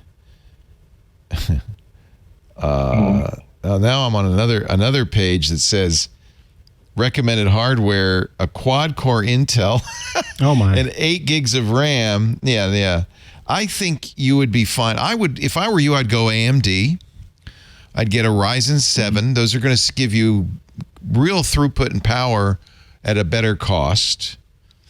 And at some point, if you're going to use Linux, you can use NVIDIA with Linux, but you're going to have to use proprietary drivers.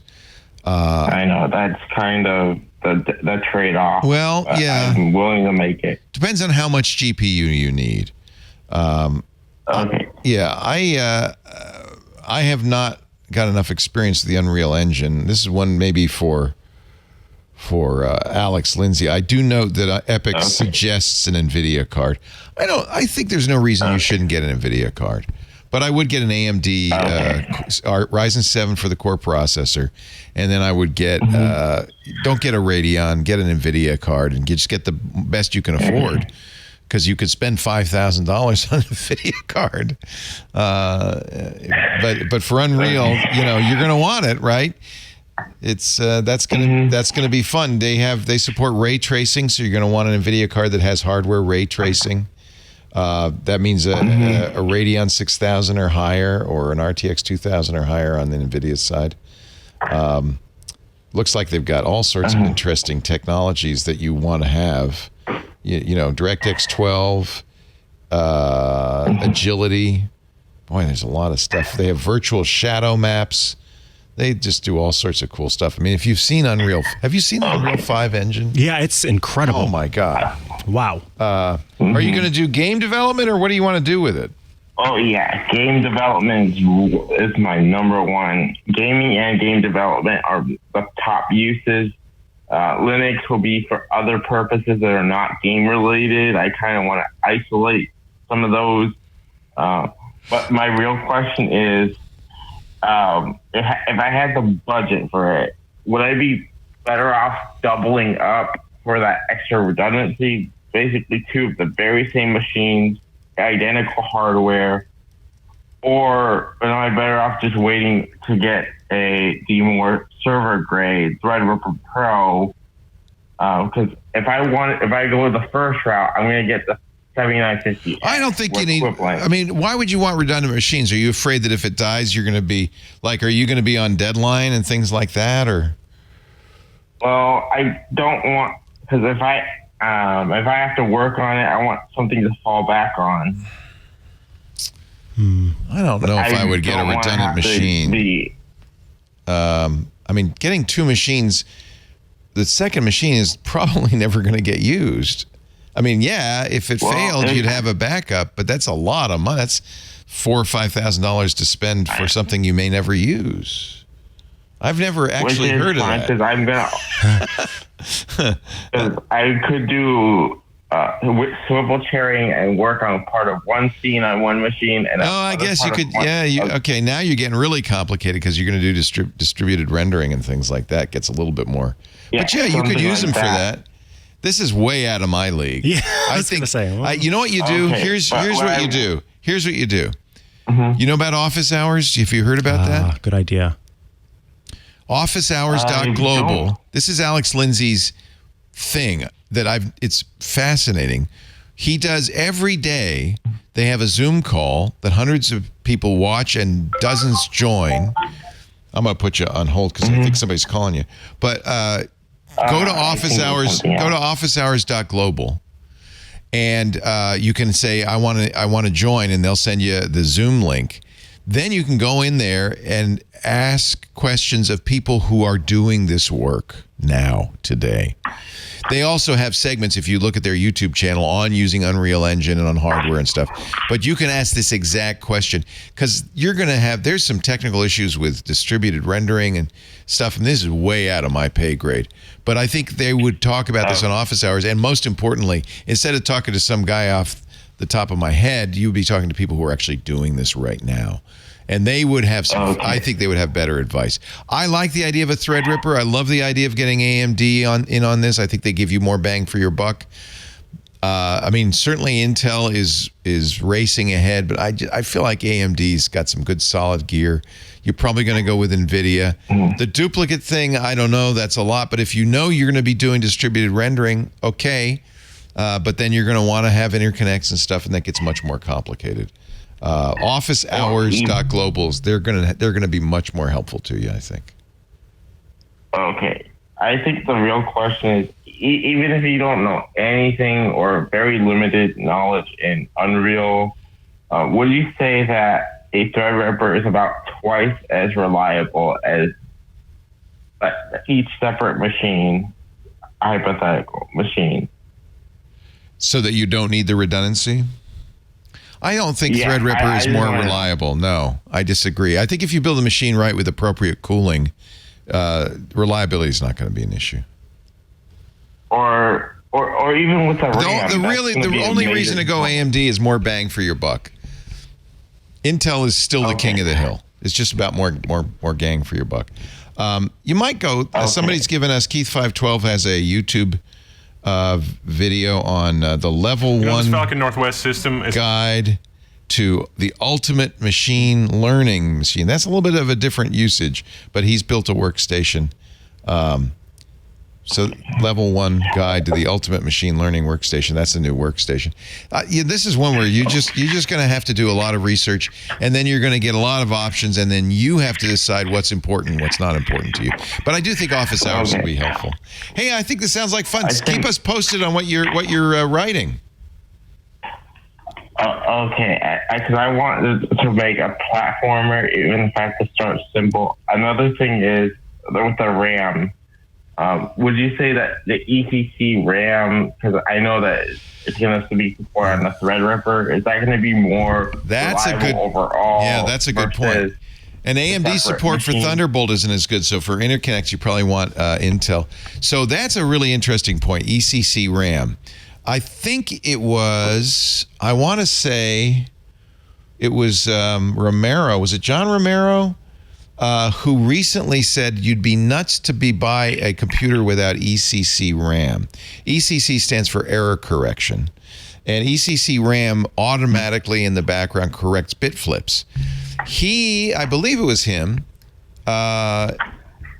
he said that people are experiencing crashes on their systems because they aren't using ECC RAM. Normally, we say that more expensive RAM solution is for servers and mission-critical things, but he says everybody should be using ECC RAM now because the price has come down a little bit because it's going to improve the reliability drastically. I think for what you're talking about is probably a good idea to go with ECC RAM. It is going to be more expensive, but I think it's actually not a bad idea. Oh, it was Linus Torvalds. That's who said it. You're right. It was Linus Torvalds who said that everybody should be getting ECC RAM. Just because if they don't use error-correcting RAM, they're going to have unexplained crashes. Linus said, why don't PCs use error-correcting RAM? Because Intel, says Linus. And it looks like he's flipping up the bird to non-ECC RAM. The misguided and arse backwards policy of consumers don't need ECC made the market for ECC memory go away, says Linus. The arguments against ECC were always complete and utter garbage. Now, even the memory manufacturers are starting to do ECC internally because they finally owned up to the fact they absolutely have to. So, yes, ECC is a good idea. Okay, but that's mostly for Threadripper and server grade, not for consumer grade. Yeah. Which is... Well, but that's what Linus's point is. They should have always made it ECC, even on consumer computers, because that's why you have unexplained crashes. You know, we answer a lot of questions about behavior that is we can't explain. Right. Why is that a zero file? I don't know. It just happens to be. It's Linus's position, and he should know that a lot of that is because of bit flips in your RAM from cosmic rays or whatever. And if you had ECC, you wouldn't have that problem.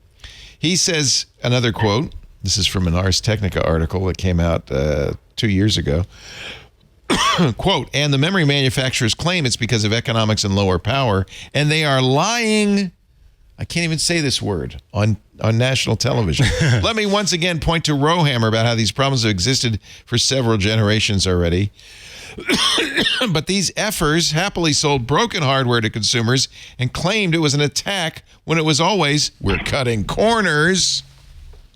How many times has a Rowhammer-like bit flip happened just by pure bad luck on real non-attack loads? We'll never know because Intel was pushing bad stuff. He uses bad words a lot to consumers. He was very angry. So, get ECC. And good luck finding it on most computers. Ryzen does support ECC, Intel does not. So that's another reason. Okay, another reason to go with Ryzen. Okay, yeah, that would have been the plan all along. Yep. Gotta run. Gotta run. We're out of time. Appreciate the call. It's great to talk to you. Let us know what you do. I'll play your platformer when it comes out. I'm excited.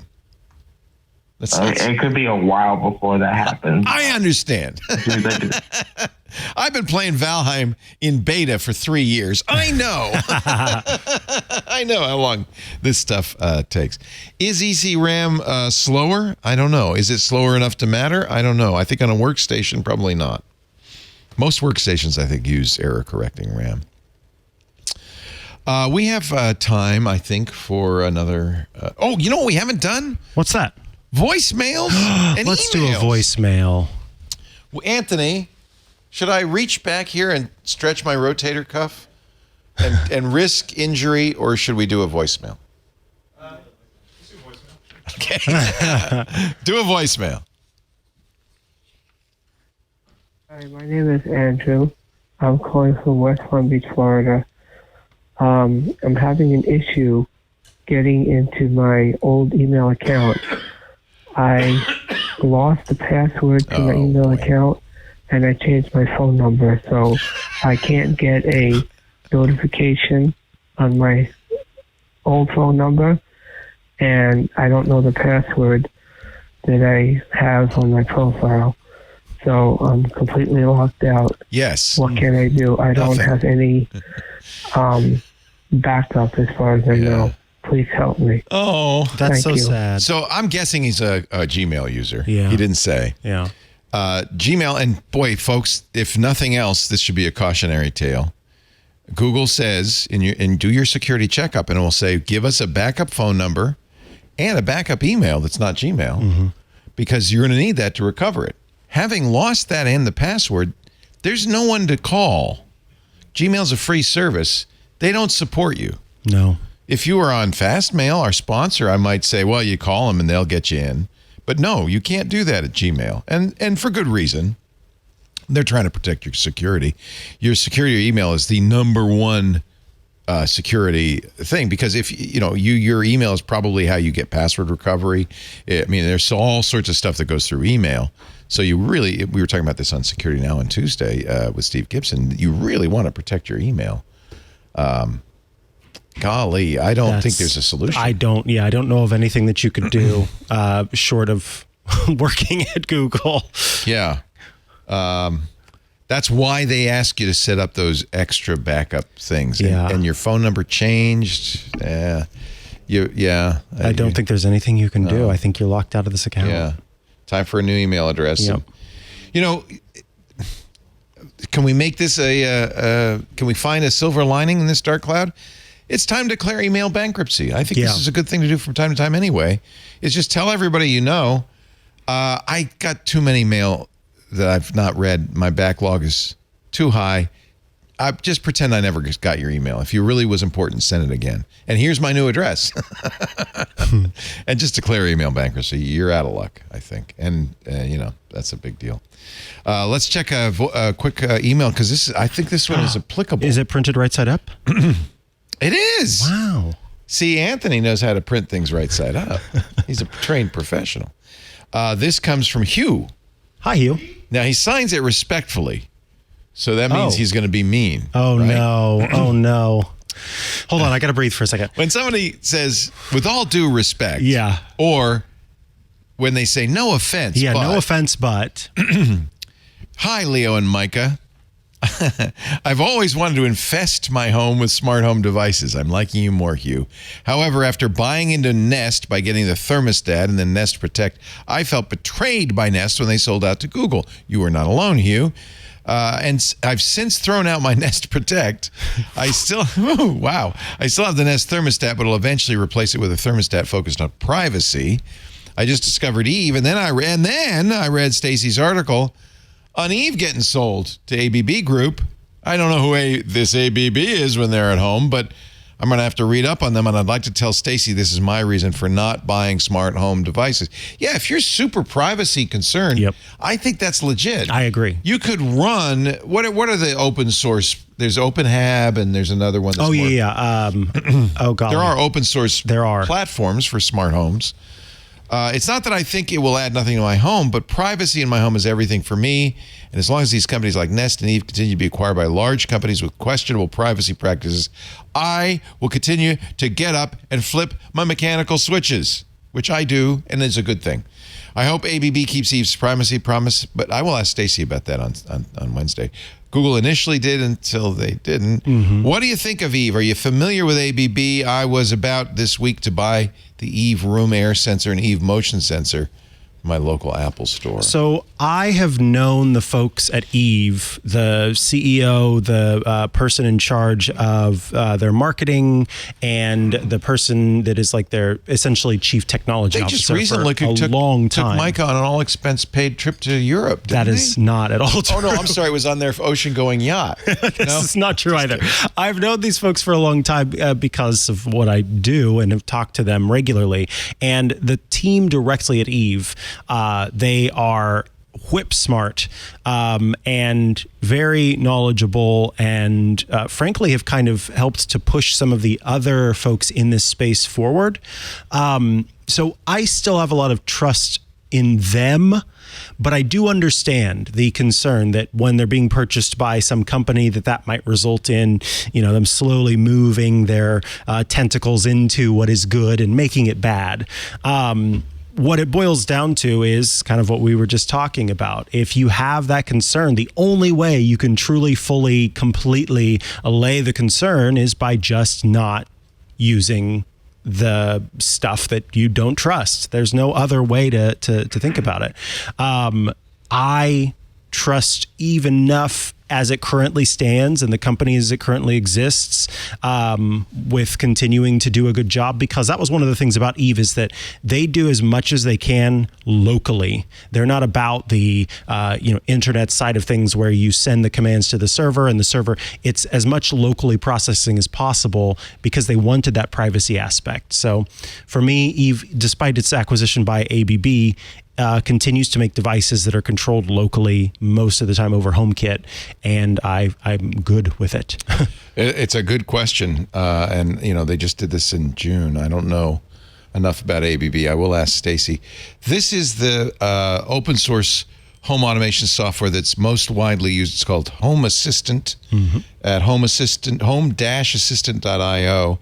and it is privacy forward because you're running the server. Yes. So you have to get stuff that is okay with that instead of phoning home.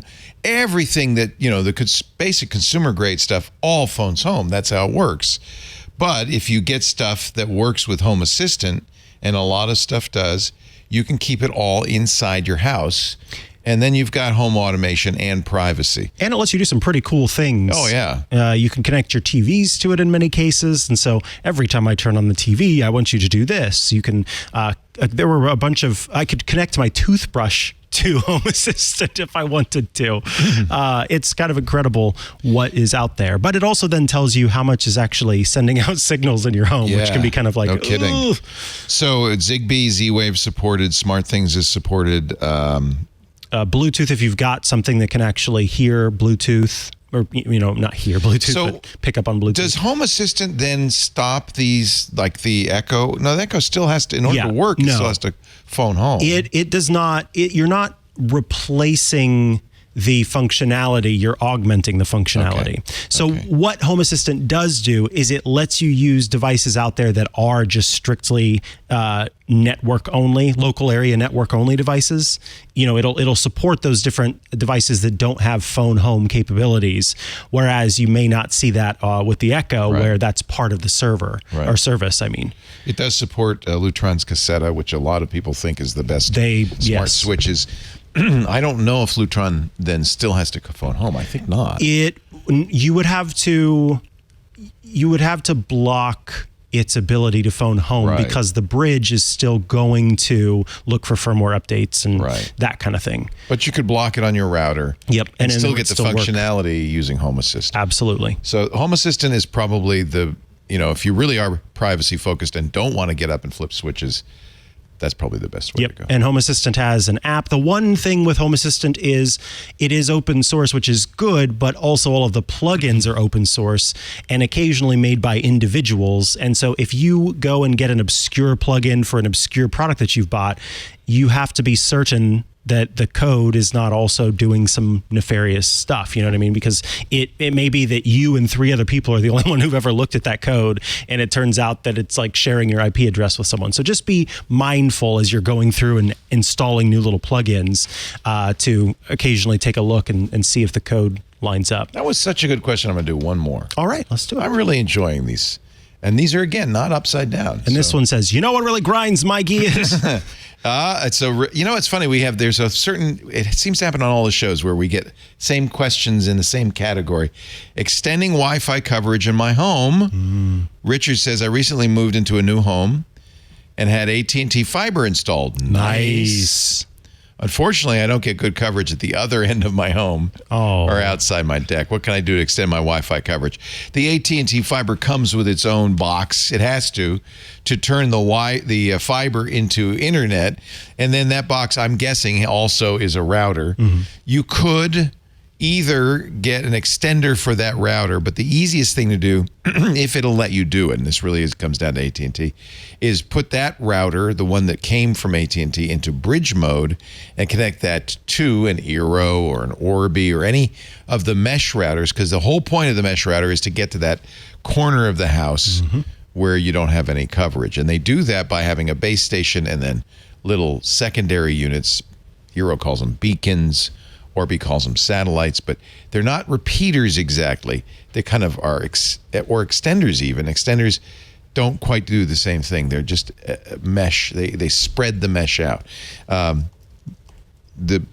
of the companies that used to make these, and I used to have a bunch of them, Comcast ended up, I think, buying them. They used to say, think of Wi-Fi as a light in your room, a reading light.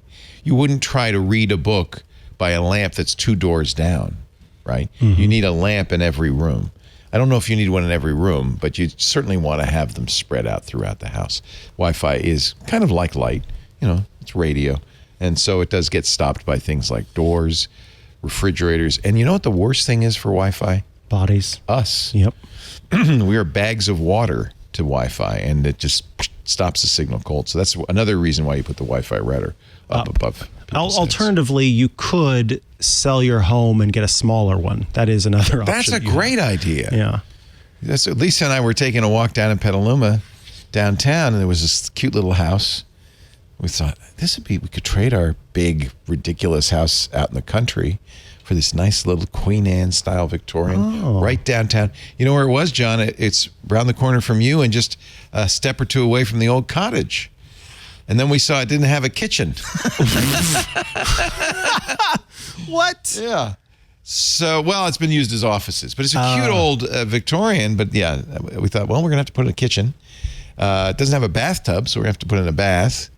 It doesn't have a garage. It has a asphalt parking lot. I think we decided it was too much work. Yeah, that's off the list. John just turned the light back on, by the way. Thank you, John. See, John really serves a purpose. John Jammerby Slanina, who is our studio manager.